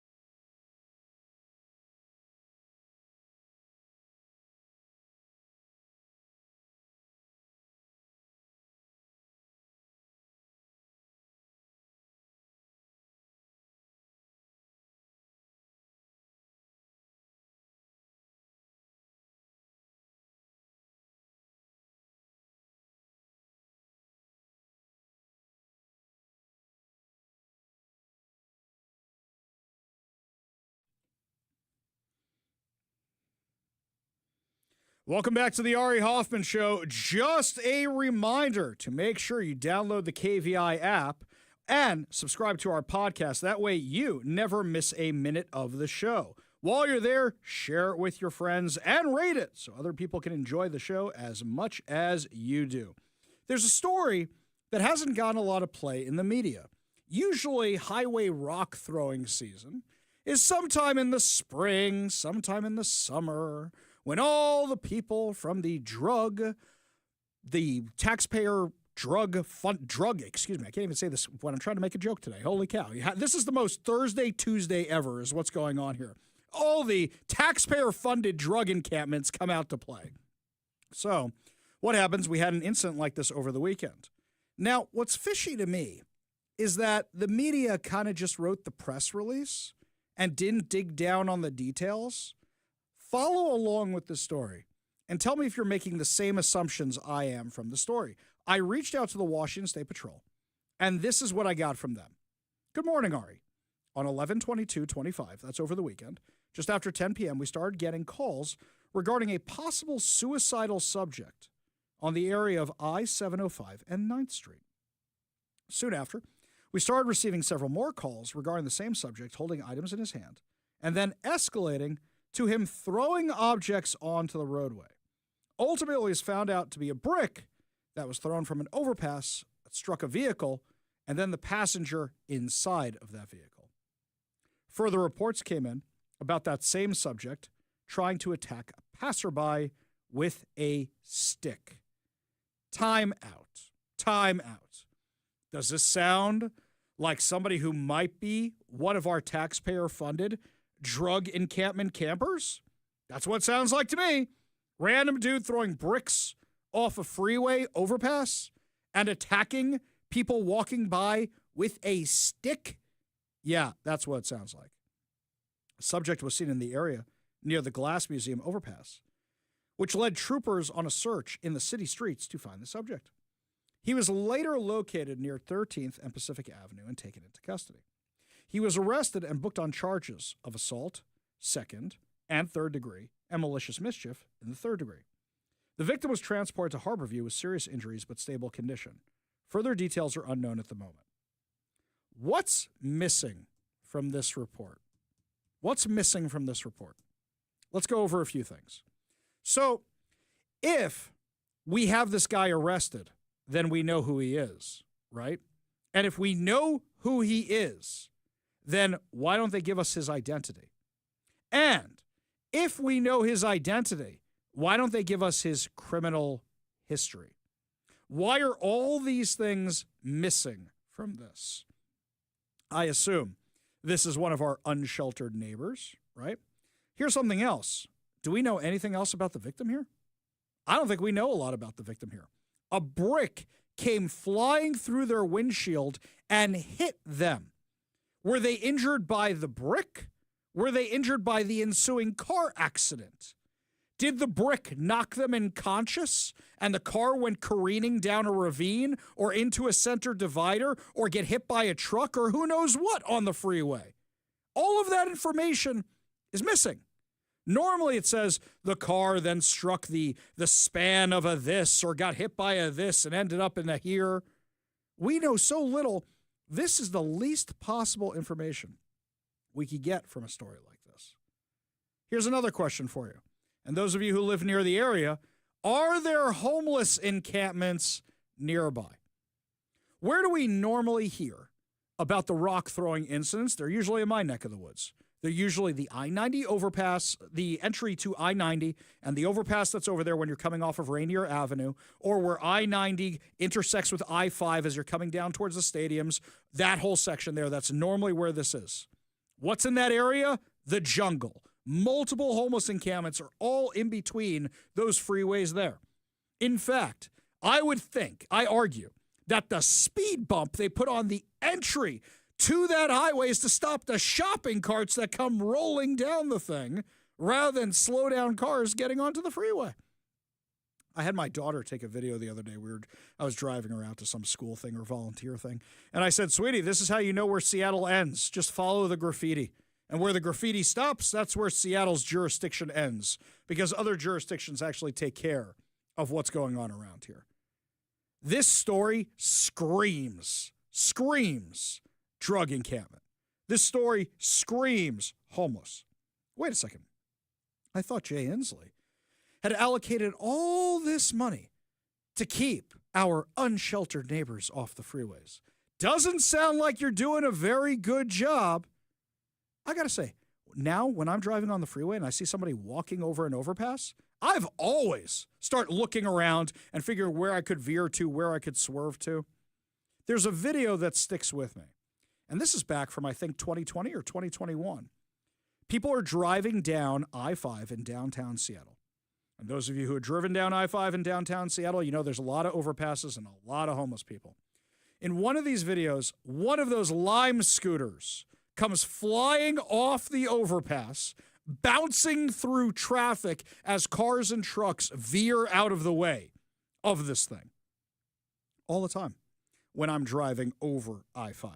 I see the police going into the homeless encampments, or I see people from the homeless encampments wandering around. It's only getting worse, by the way. It's that time of year. Can't blame Katie Wilson yet. She's not the mayor yet. I say Bruce Harrell never did anything about it in the first place. He had 4 years. 4 years. Donald Trump got Washington, D.C. cleaned up in, 4 weeks? Maybe not even that long. Bruce Harrell had 4 years. 4 years. And those of you who say, oh, he's so much better than Katie Wilson. How? Why? You cannot make that case. You cannot. Oh, Katie Wilson doesn't like Israel, doesn't like Jews. Bruce Harrell turned over our streets to Hamas. Bruce Harrell didn't do anything to stop that insanity for 2 years. 2 years. Katie Wilson's going to let the city be overrun by homeless. Has it ever stopped being overrun by homeless? Who was president of the Seattle City Council when it got this bad? Who was a city council member when it got this bad? Bruce Harrell. What's the difference between the two? There is no difference between the two. So those of you who say, oh, Seattle's going to get so much worse, I'm not disagreeing it's going to get so much worse. How much worse can it get? What's rock bottom for Seattle? No, really, what's rock bottom for Seattle? I thought rock bottom was the homeless situation in 2017, 2018. I thought rock bottom was COVID. I thought rock bottom was the riots. I thought rock bottom was the autonomous zone. I thought rock bottom was the Hamas encampments. I thought rock bottom was defunding the police. What is rock bottom in Seattle and King County? I have a little prediction. Pain. No, you know what the prediction is? I think it's more stores being boarded up, and I think it's when Microsoft and other companies bail. You've already seen Amazon leaving town, and South Lake Union is an absolute ghost town. What happens if Microsoft leaves Redmond? What happens if Boeing completely goes to other places? What happens then? Is that rock bottom? Is everybody fleeing because of the taxes rock bottom? What do you think rock bottom is for Seattle and King County, maybe even Washington State? Give us a call or a text at 206-421-5757. That's 206-421-5757, because I don't think we're there yet. Speaking of things going on in Washington State, when we come back, my friends, looks like oil is flowing through those pipelines again just in time for Thanksgiving. But did Governor Ferguson actually address this at all? And are we still having problems with this pipeline? We'll tell you all the details and how it might affect your travel plans. You're listening to The Ari Hoffman Show on Talk Radio 570 KVI.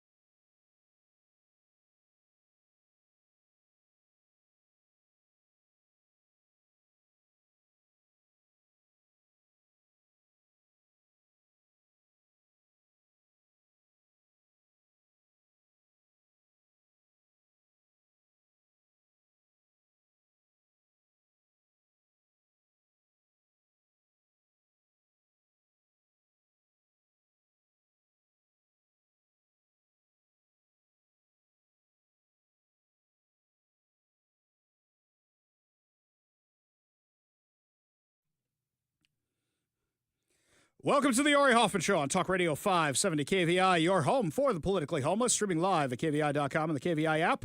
If you want to be part of the most dangerous show on the airwaves, call or text the Warrior Injury Law Studio line at 206-421-5757. That's 206-421-5757. Coming up this hour, California blows $450 million on a new 911 system that doesn't work, and now they're scrapping. But before we get to any of that, we go to the Warrior Injury Law Studio line, take a call from Shane in Pinehurst. Shane, I asked a question earlier. What do you think is rock bottom for Seattle? What's your answer? Hi, Ari. I don't think there is a rock bottom. I've been here a long time, and things change. In the 70s, there was a funny show that was local called The Late Show, I think, on Channel 5. And John something was the guy who ran the show, but they had skits that were so funny that were local. And one of them was... You mean Almost Live? You mean John Keister? That's it. Yeah. That's it. Wow, how do I know that? I'm not even from here. Okay. Yeah, you were saying. Go ahead, Shane. And I can't remember it. Yeah. But they had a skit called The Last Northwesterner, where it was almost like Invasion of the Body Snatchers, and it was the locals that were all getting displaced by the Californians at the time. That's very good. They were trying to catch They were trying to catch the local people, and one of the things they used was a J.P. Patches doll on a fish, on a fishing rod, and people couldn't resist. They'd go after it. Now that I actually get some of these jokes, these clips keep appearing on my socials, and they're funny. I mean, the jokes about the Mariners, it's the same thing. Somebody actually suggested that we have John Keister come on the show to do Pike versus Pine about Seattle, where they say, is this Pike or Pine? Because you don't really know the difference. We could do it with all the drug addicts. I think John Keister actually lives near me somewhere.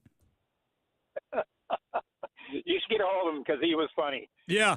I think I know somebody who knows him. We could play a little Jewish geography, a little 7 Degrees of Kevin Bacon here. I think we should get him on the show. Tell you what, KVI Nation, do you think we should get John Keister on the show to do a few of the Almost Live skits like Pike versus Pine? I think that one would work on radio, right? Shane, appreciate the call. Appreciate you being part of the show. You want to be part of the show, you give us a call or text at 206-421-5757. That's 206-421-5757. 5757. Switching gears over to your holiday travel. So with this pipeline leak, are people going to be able to get where they need to go for their travel? Now, according to Como News, the line whose leakage triggered a week-long shutdown of the entire Olympic pipeline system was carrying gasoline, not jet fuel, as originally feared. Senator Maria Cantwell said in a news release, whoa, we have proof of life on Senator Maria Cantwell. She's alive. She exists. Why is she doing? Shouldn't we be hearing from BP? Shouldn't we be hearing from the governor? Why are we hearing from Maria Cantwell? Is there an election coming up? Is she due for election soon? I got to check that out. So apparently she confirmed that the leak originated in the gasoline line, the larger of the two pipelines in the Olympic system. Oh, here we go. We know what's going to happen. Bob Ferguson is going to say, you know what we need to do? More taxes. That's what we need to do. We need to hit you with more taxes. We need to punish those evil oil companies. In fact, I think they already got hit with a $3.2 million fine. Now, mind you, leaks cost money to clean up. They cost inconvenience. I'm not saying BP shouldn't pay. 100% they should. This is their equipment. But what other insanity is Bob Ferguson going to tack on top of this? The leak was discovered by a blueberry farmer on November 11th, who then alerted BP. Aerial shots from the Como News drone reveal a 200-foot section of the two pipelines partially unearthed in the middle of a blueberry field in Snohomish County, south of Everett. The section was excavated throughout the week as crews attempted to find the source of the leak. The gasoline pipeline is 20 inches in diameter, and the fuel pipeline is 16 inches in diameter, running parallel to one another. In the images, a section of the gas line is marked, possibly indicating the leak's location. The soil nearby appears stained, and under the marked section of the pipeline is a giant absorption pad. Details on the extent of the spill and repair timeline remain unclear, but BP confirmed today that the smaller pipeline has restarted. Cantwell said it could take a couple days to replenish fuel reserves at SeaTac Airport. The pipeline leak has caused disruptions to air travel during the holiday week after both lines were shut down to locate the source of the problem. Now, what I said from the beginning is, why aren't we trucking in this stuff? Bob Ferguson goes, I'm going to waive your hours. This way you could drive more hours, but that doesn't make a lot of sense because those are federal regulations. Those aren't state regulations. If you were always planning on finding them, and let's be real, Washington always was, you could have hired truckers. You could have deployed the National Guard. So why didn't you? Why didn't you do either one of those things? Because you just want to take that money to fill your budget gap. That's all you want it for. You actually going to spend it on cleanup efforts? BP has to do the cleanup. Are you actually going to spend the money on this? No. They just wanted the money. It makes sense if they use that money to hire a bunch of truckers from out of state to bring in the fuel. Or maybe, just crazy idea here, bringing the truckers from the National Guard. They're trained in this kind of stuff. But yet they didn't do either one at all. So what's the fine for? You're bad. We don't like you. Give us your money. That's their solution to everything, literally everything. Meanwhile, down in Oregon, their governor has declared a state of emergency over all this to ensure that enough fuel arrives in the state while the Olympic pipeline, which supplies more than 90% of the state's fuel, remains shut down due to the leak. Governor Tina Kotek's declaration is intended to keep enough fuel arriving to the state by ships and trucks, partly by waiving certain regulations on how long commercial drivers hauling the fuel can operate. Oh, I've seen this stupid thing before. So you're copying Bob Ferguson's homework. You're not even doing your own. He did this a couple days ago. At least he thought of it on his own. Not a good idea, but at least he came up with it on his own. What have you done? Nothing. Nothing at all. This is so stupid. So stupid. But it's Democrat thinking. Never think outside the box. This is their do something. No, we're just going to waive hours we have no control over whatsoever. That is a federal requirement, not a state requirement. Then I saw this one. This, according to Fox News, a new Senate report alleges that the Biden administration pressured U.S. airports to house illegal aliens, even after aviation officials warned that doing so could compromise airport safety and endanger travelers. 2 years ago, I was flying out for Turning Point USA, and I flew in on a Saturday night. I think the conference started on Friday, but I did my show on Friday, spent Sabbath with my family, and then I flew out Saturday night, and I landed at Phoenix's Sky Harbor Airport. It was late at night, very, very late at night. We're talking like midnight, 1 o'clock in the morning, and there were illegal aliens everywhere. I should have taken video of it at the time. One of the other influencers took the video of it coming back. I should have taken video at the time. I was too tired to even think about it, and I'm not a millennial who goes, oh, pull out my cell phone and video this. But there were illegal aliens everywhere. Ari, you're just being racist. How do you know they're illegal aliens? Real easy. They had no belongings with them. They were all over the floors, but they had those government manila envelopes, the ones which just give them their travel. There were signs at the airport that were saying these lines for migrants only, so with no ID whatsoever, they could get on the airplanes. I saw it with my own 2 eyes. The 47-page report titled Flight Risk, released by the Senate Commerce Committee, claims that the Biden administration directed federal transportation agencies, including the Department of Transportation, Federal Aviation Administration, Federal Motor Carrier Safety Administration, and Federal Transit Administration to identify airport facilities that can be converted into temporary shelters or processing centers for illegal immigrants. According to the report, the Biden administration instructed the Department of Transportation and the FAA to inventory available facilities at both federally operated and local airports to divert federal resources to support housing illegal immigrants. So why were they all over the floor? Why were they all over the floor? Do you remember during COVID, the homeless moved into baggage claim at SeaTac? Do you remember they were riding the light rail, free of charge, of course, giving it lice, sleeping on the light rail, so that they could be camping inside the baggage claim at SeaTac Airport? And they figured, well, if we could do it with the homeless during COVID, let's do it with the illegal aliens too. Internal emails obtained by the committee included one from October 6, 2023, in which an FAA official wrote to Massport, which operates Boston Logan International Airport. We have received a request from the White House to determine if there are available facilities on airport or surrounding areas. This is an immediate ask, so please prioritize this effort. Now, this is the best part. A Department of Transportation staff member replied, yikes. This is definitely Fox News fodder in the making. They knew how stupid it was. The committee reported that at least 11 airports, including Chicago O'Hare and New York's JFK, were contacted, sometimes repeatedly, about housing illegal immigrants inside terminals, hangars, or auxiliary buildings. You know what's crazy to me? Do you know what you have at airports? Hotels! If you were going to do this, take out some hotel rooms near an airport. But no, let's house them on the floor of the airports. Let's put them in an airplane hangar. That'll do it. You shouldn't be doing it in the first place. But maybe get some transportation. You're at an airport. You got light rail. You got buses. You got all that stuff there. But no. FAA officials allegedly acknowledged that the actions would violate federal grant assurance rules, which restrict non-aviation activities at airports.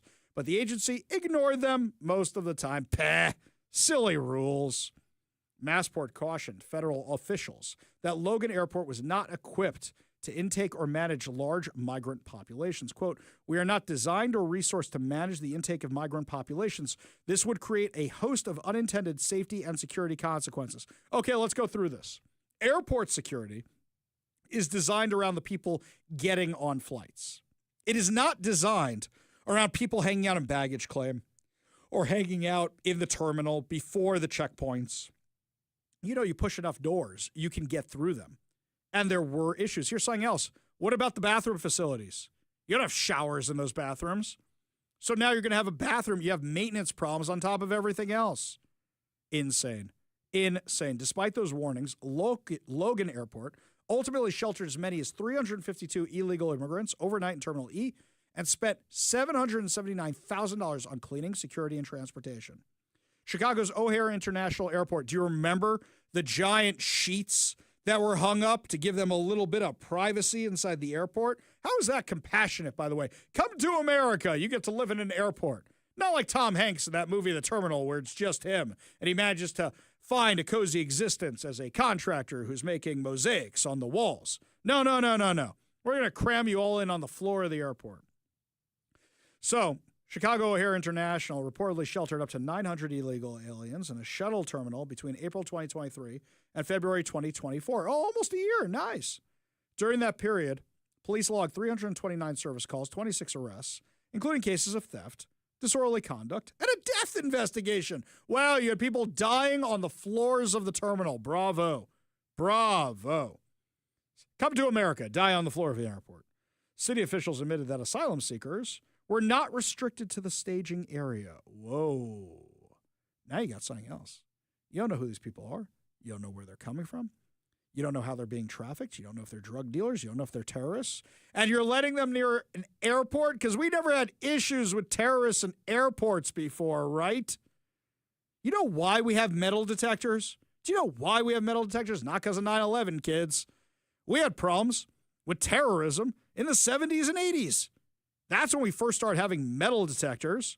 They only got enhanced after 9/11 to start looking for box cutters and shoe bombers and underwear bombers, which is why TSA is the way it is. Beyond airports, the report alleges the administration tasked transportation agencies with additional migrant-related duties, including helping to develop a Know Your Rights pamphlet for bus passengers and coordinating with states tracking bus companies for transporting migrants and encouraging local transit agencies to use federal transit grants to support migrant transportation. Do you realize what this is? If you go to a red state, here's your rights, here's what to say, so you don't get deported, so you don't get arrested. Literally, the more we find out about this, the Biden administration was facilitating an invasion of our country. Anybody who died in the Rio Grande because these traffickers took advantage of it, the Biden administration has some of that blood on their hands, 100%. People who died trying to get here, they definitely have some of that blood on their hands. The committee argues that these actions amount to a dangerous diversion of federal transportation resources that should have focused on aviation safety and infrastructure. Senator Ted Cruz, the ranking member of the Senate Commerce Committee, said in a statement to Fox News that the report shows the Biden administration used transportation agencies to advance immigration policies at the expense of public safety. Quote, "This report exposes how the Biden Department of Transportation conspired with local leaders in New York, Boston, and Chicago to house migrants in airport facilities at taxpayer expenses." He added their decisions to transport illegal aliens through airports without identity checks, even those with felonies, shows a new detail how Biden's open border policy co-opted government agencies to put American citizens at risk. Laken Riley, literally we flew that murderer across the country. Your taxpayer dollars did that. How many terrorists did we fly all over the country? The Biden administration was basically a travel agency for terrorists and drug dealers and murderers and rapists and criminals. Bravo, well done. Really, well done. Just so you could influence an election? Really, there's no other argument for that at this point. That's really all it was, to maintain power, to keep power. That's what it was all about.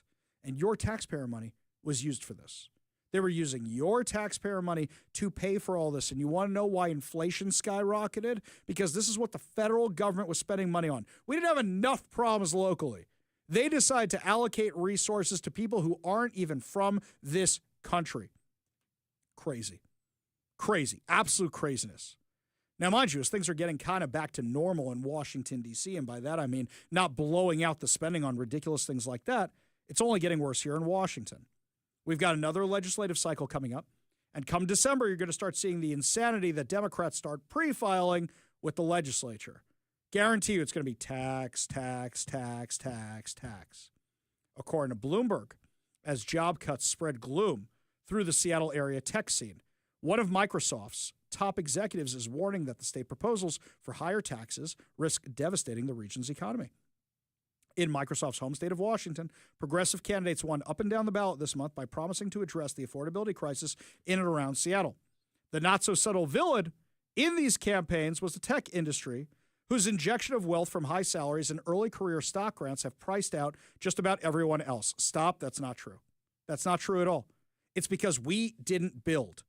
Florida, when everybody started moving there during COVID, housing prices spiked. Then every developer who was smart started building like crazy, and now their housing prices have gone down.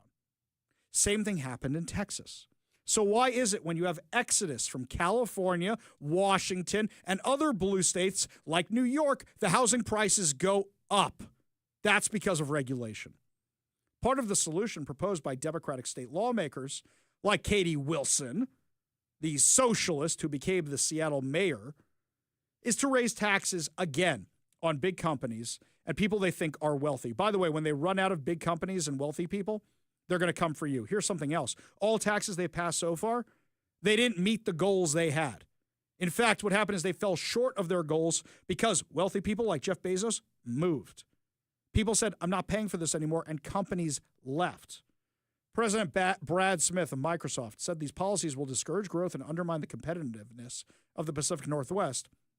If the state's tax burden becomes prohibitive, then every company will reconsider where they put jobs, including Microsoft.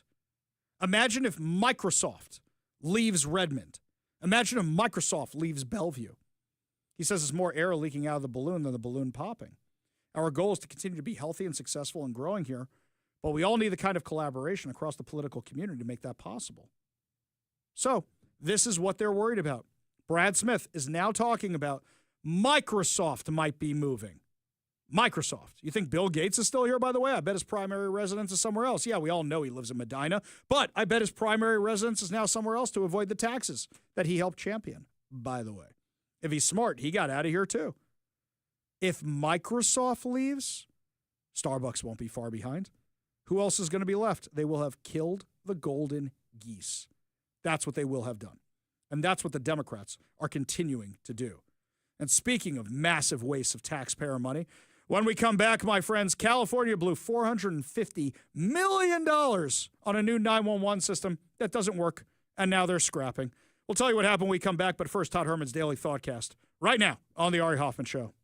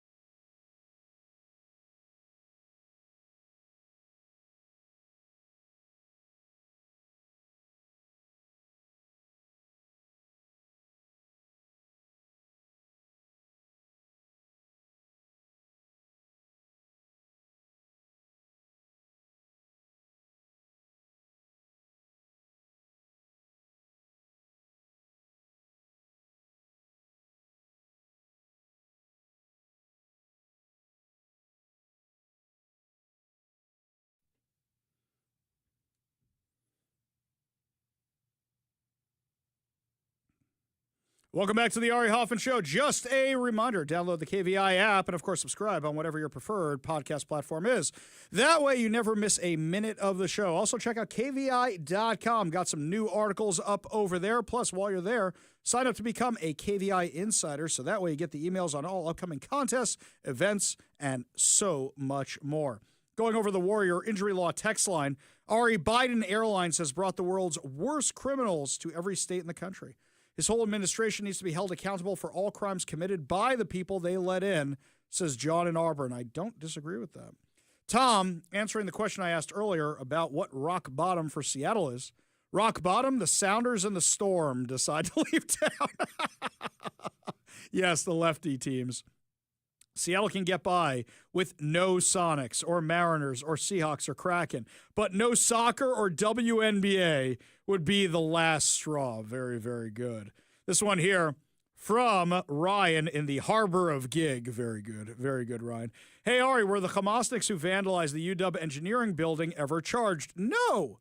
No, as a matter of fact, the Hamasniks and Antifa lunatics who caused over $1 million worth of damage to the brand new Boeing engineering building at the University of Washington have still not been charged. That happened on May 2nd. We're coming up on December. May, June, July, August, September, October, November. You're already 7 months. 7 months. You kidding me with this nonsense? You kidding me with this? And by the way, it's all University of Washington Police Department.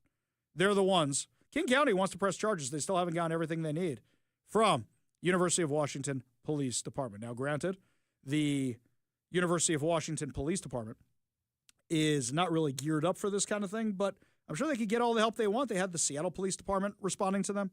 They had the Washington State Patrol responding. Ask for help. This question here from Mel. Ari, are you on the air tomorrow? Yes, we are live tomorrow from 3 to 6 p.m. So, yes, Mel, we are 100% live tomorrow from 3 to 6 p.m. Switching gears away from Washington to what's happening in our neighbors in the South. California blew $450 million redesigning their 911 system, only to find out it doesn't work and scrap the program. You wonder why they have billions of dollars of debt and a massive budget gap. This is why. According to the New York Post, California, a state that prides itself on being the epicenter of technology, has taught an absolute masterclass in bureaucratic incompetence, scrapping a new 911 system that cost more than $450 million in taxpayer money. The staggering sum, which ballooned from initial estimates in 2019, was poured into the next generation 911. Wait a minute. Next generation 911? Next generation? What are we talking about here? Ah, yes. The next generation of 911. You know, the Enterprise actually worked most of the time, unless affected by outside forces. The next generation 911?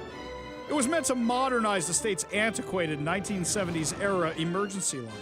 6 years later, the state's emergency services has thrown in the towel, declaring the initial regional design a colossal and complete failure.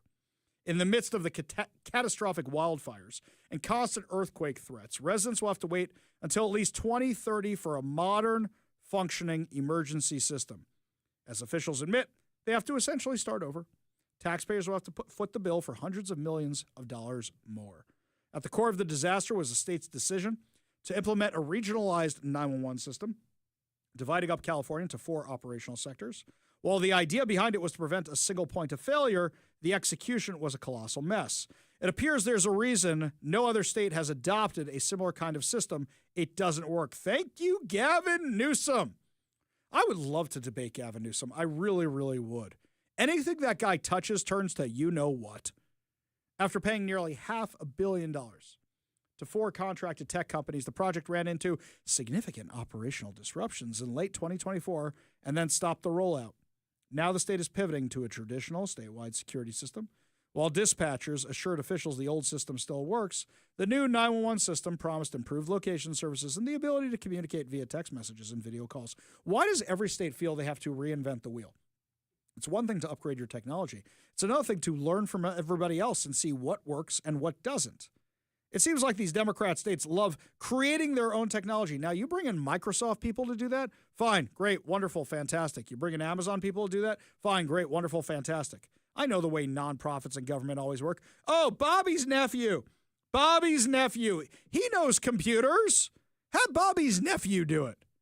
The fiasco has drawn criticism from both sides of the aisle. Democratic State Senator Laura Richardson, who chairs a Senate Budget Subcommittee, rebuked Cal OES officials for the uncontrolled spending spree. Quote, when we set a budget, we need to work to it. We set a timeline. We need to work to it. We can't continue to expect the taxpayers to pay and pay and pay. Is this why Donald Trump shut down your light rail program, your fast high-speed rail train that was going nowhere? You guys spent billions of dollars on that one. It was a colossal failure. Well, that's what California does these days. It used to be known for innovation and industry. Now it's known for failure. Adding insult to injury, first responders are accusing Cal OES of mismanagement and lack of transparency. Quote, we just don't have faith in the process, nor have we been necessarily engaged in the process, said Jeff Meston, California Fire Chiefs Association Executive Director. The debacle reflects yet another one of Governor Newsom's unfulfilled promises in his first year as governor. He said the idea that it's 2019 and we are using analog systems designed decades ago is astounding. And we need to make investments to make sure technology aligns with the devices people are using in their daily lives. That's great, Gavin. But once again, you failed. What a colossal disaster of a governor this guy has been. Is there anything he has done that has gotten better? Well, more funding for the drug addicts. That's worked out. Homelessness has gone up. Drug addiction has gone up. Overdose deaths has gone up. The prices of homes have gone up. Property taxes have gone up. Well, there's really nothing that has gotten better in California under Gavin Newsom. It's only gone worse. He did to San Francisco. Now he's doing it there, and you know he's going to run for president. You know who else wants to run for president? AOC. Let me tell you the biggest scam in the world. AOC and other Democrats are on a PR campaign right now saying they're going to give turkeys to the homeless, turkeys to the needies for Thanksgiving. That's beautiful. That's wonderful. That's very, very nice. You know where all the donations are going through? Act Blue, the Democrat fundraising website. Why is it going through that? So now they have your information. You think you're giving the money to the turkeys. What cut is the Democrat Party taking of those turkeys? In addition to that, now they have your information.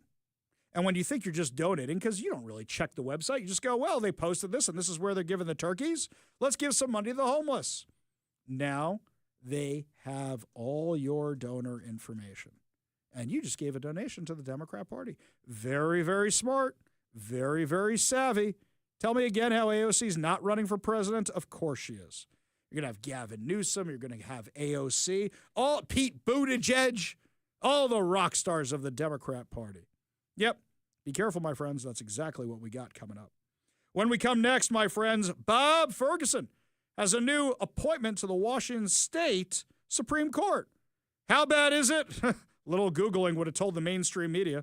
We'll tell you who she is when we come back. You're listening to the Ari Hoffman Show on Talk Radio 570 KBI.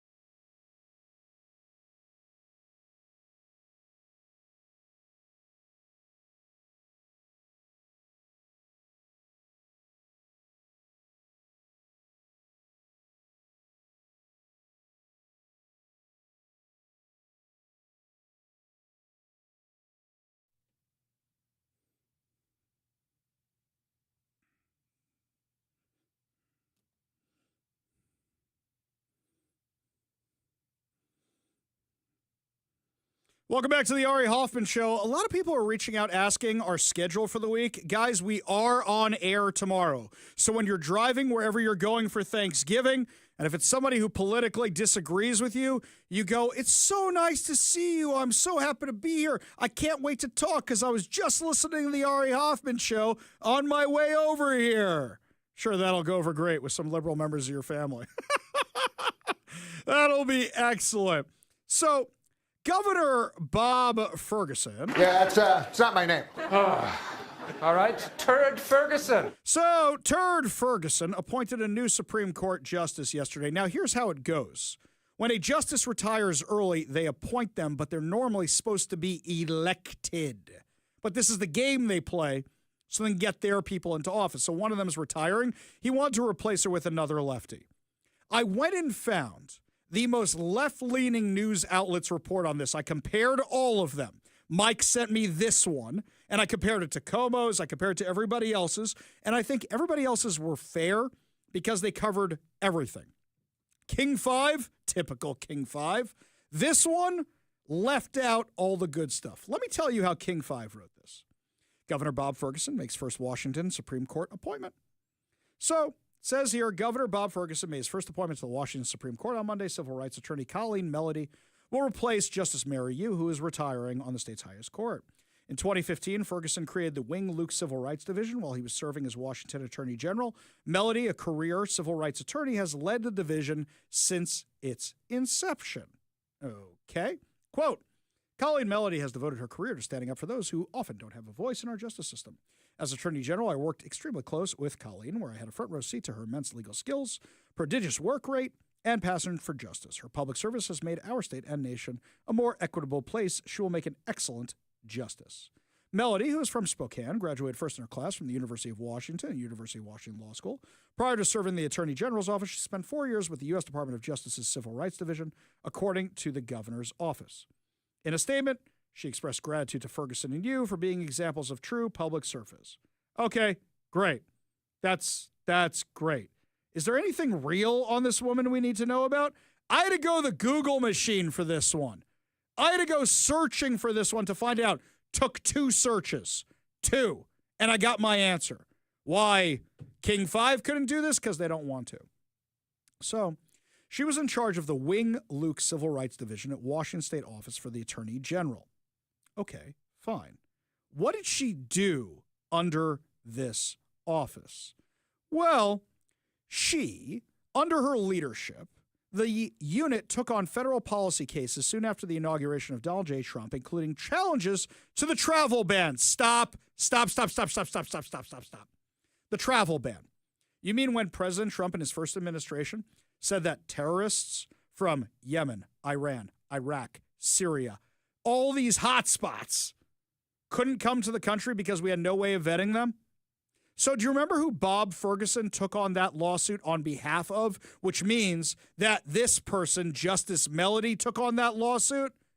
CARE, the Council for American Islamic Relations, whose brother, the Muslim Brotherhood, just got designated a terrorist organization, who multiple members of Congress have called on President Trump to declare CARE a terrorist organization, who the Justice Department, under previous administrations, named as an unindicted co-conspirator in the largest terror financing trial case in U.S. history, the Holy Land Foundation. Those guys were funneling money to Hamas. So she led the unit for Ferguson to keep terrorists coming into the country. Oh, she also sued them to stop when they were trying to stop the DACA, the illegal immigrant protections. Great. This is fantastic. So now we know whose side she's on. It ain't yours. Terrorists and illegal aliens. She personally delivered oral arguments before the Washington State Supreme Court in a case involving homeless persons given a 3-day eviction notice and ordered out of their homes. Stop. What's wrong with that sentence right there?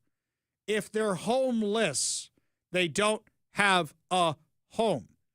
So let me translate this for you, because when you actually click on her accomplishments, and this is there, she didn't like that they were sweeping homeless people off the streets and offering them shelter and offering them housing and offering them treatment. So she sued to stop it. That's who this justice is. A far left radical appointed by Turd Ferguson. Turd Ferguson, it's a funny name. That's who she is. Why do you think the media left out all this? Why do you think the media is hiding all this? Because they want you to think, wow, what a nice and balanced pick this was. Isn't it a nice and measured pick? For all the people screaming about bias on the U.S. Supreme Court, never hear anybody talking about the Washington State Supreme Court. This is another seat filler for a radical agenda.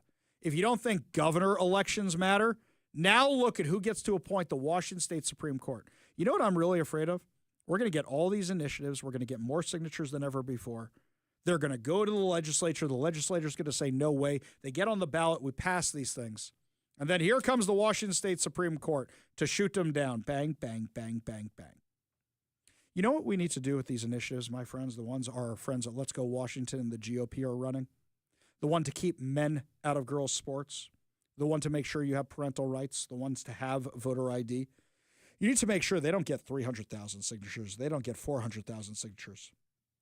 They get 5, 6, 700, 800,000, 1 million signatures. That's what you need to make sure. Because you need them to know there are consequences and there are electoral consequences. Bob Ferguson appointed her to fill the rest of a term. But you do realize they come up for election. These judges come up for election. They are not scared of you right now electorally. You have to make sure that they are. And if you get these 3 initiatives on the ballot and you get them approved, they will be scared.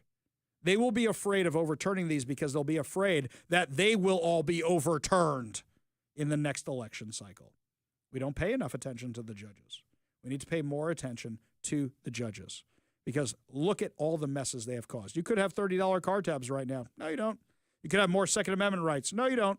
This is all stuff that was done by the Washington State Supreme Court. This is all stuff they did. Only good news to wrap up the show. Your good news headlines put a smile on your face heading into your evening commute. You're listening to the Ari Hoffman Show on Talk Radio 570 KVI.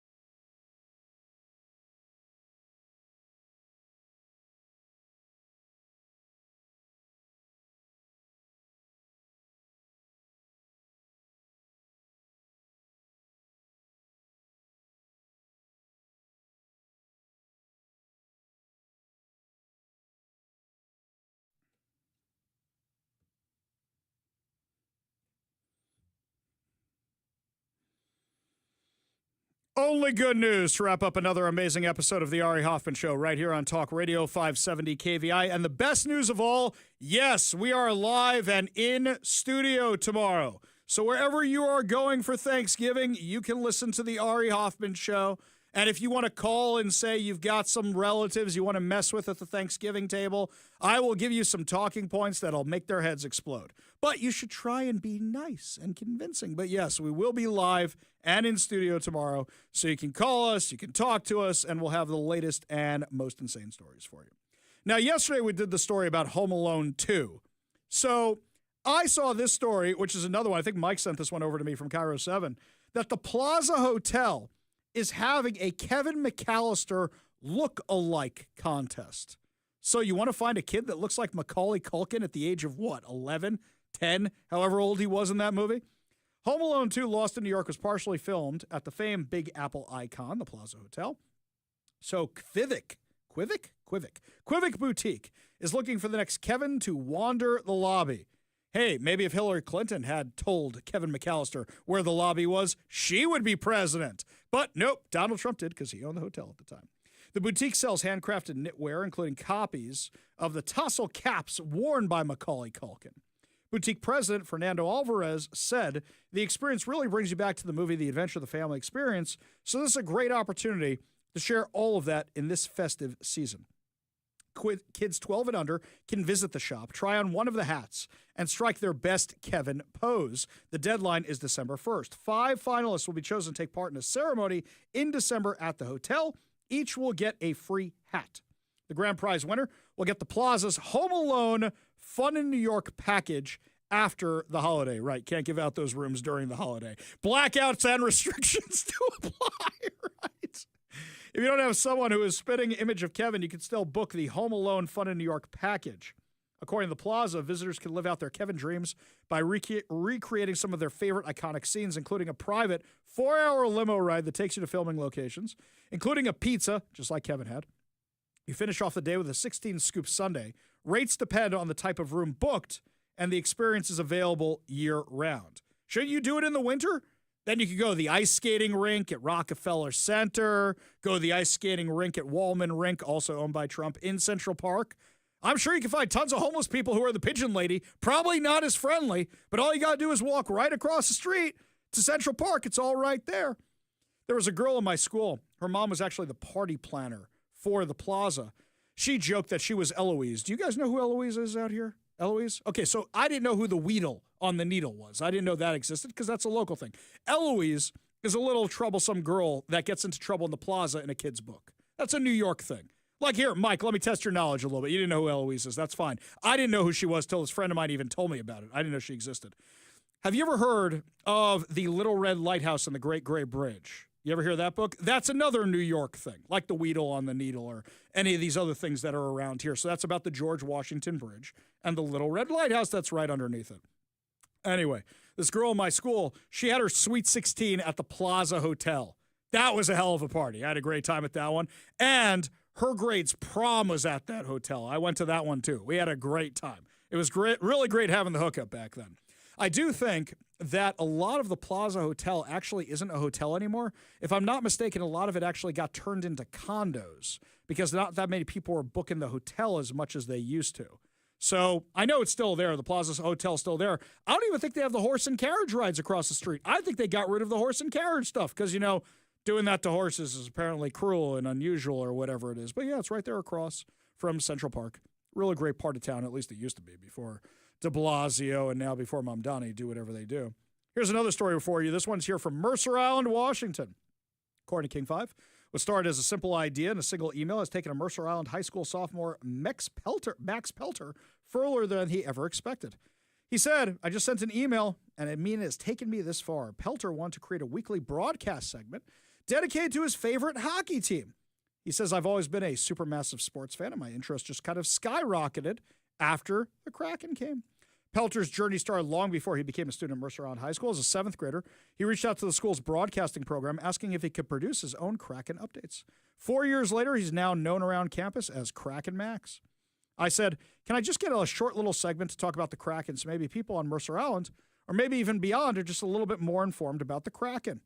Mercer Island High School broadcast media teacher Natalie Woods remembers the email. She says it's pretty unusual for us to have a middle schooler get in touch with us, but we're always open to anybody who wants to join. So we put our heads together and decided to put out the segment, and he just took it from there, really. Pelcher was quickly welcomed to the program by teachers and students who helped him get started. At the start, being in 7th grade, I didn't know much about it. When I kind of stepped into my first time, I was like, wow, this is kind of a little intimidating with all the buttons and how stuff works. Max, I still feel that way, my friend. I walk into Mike's side, I am afraid of everything over there. Mike has shown me like 10 times how to switch that board over for myself. I will not touch half that stuff. It looks like the bridge of the Enterprise over there. That is why we don't let you touch any of the buttons. When I touch buttons, bad things happen. Bad things happen. They said we taught him how to use the equipment, gave him some tips on better broadcasting skills along the way. He's just kind of taking it on himself. He's really blossomed.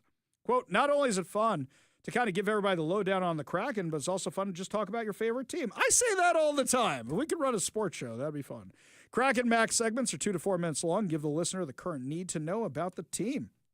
He says, just kind of like a quick summary recap of the past week where the Kraken have been playing, if they've won, the goal scorers, and how they've been playing. Just enough to keep everybody listening and informed.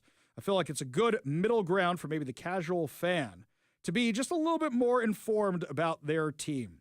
From 7th grade to sophomore year, there's been a lot of growth for the young broadcaster.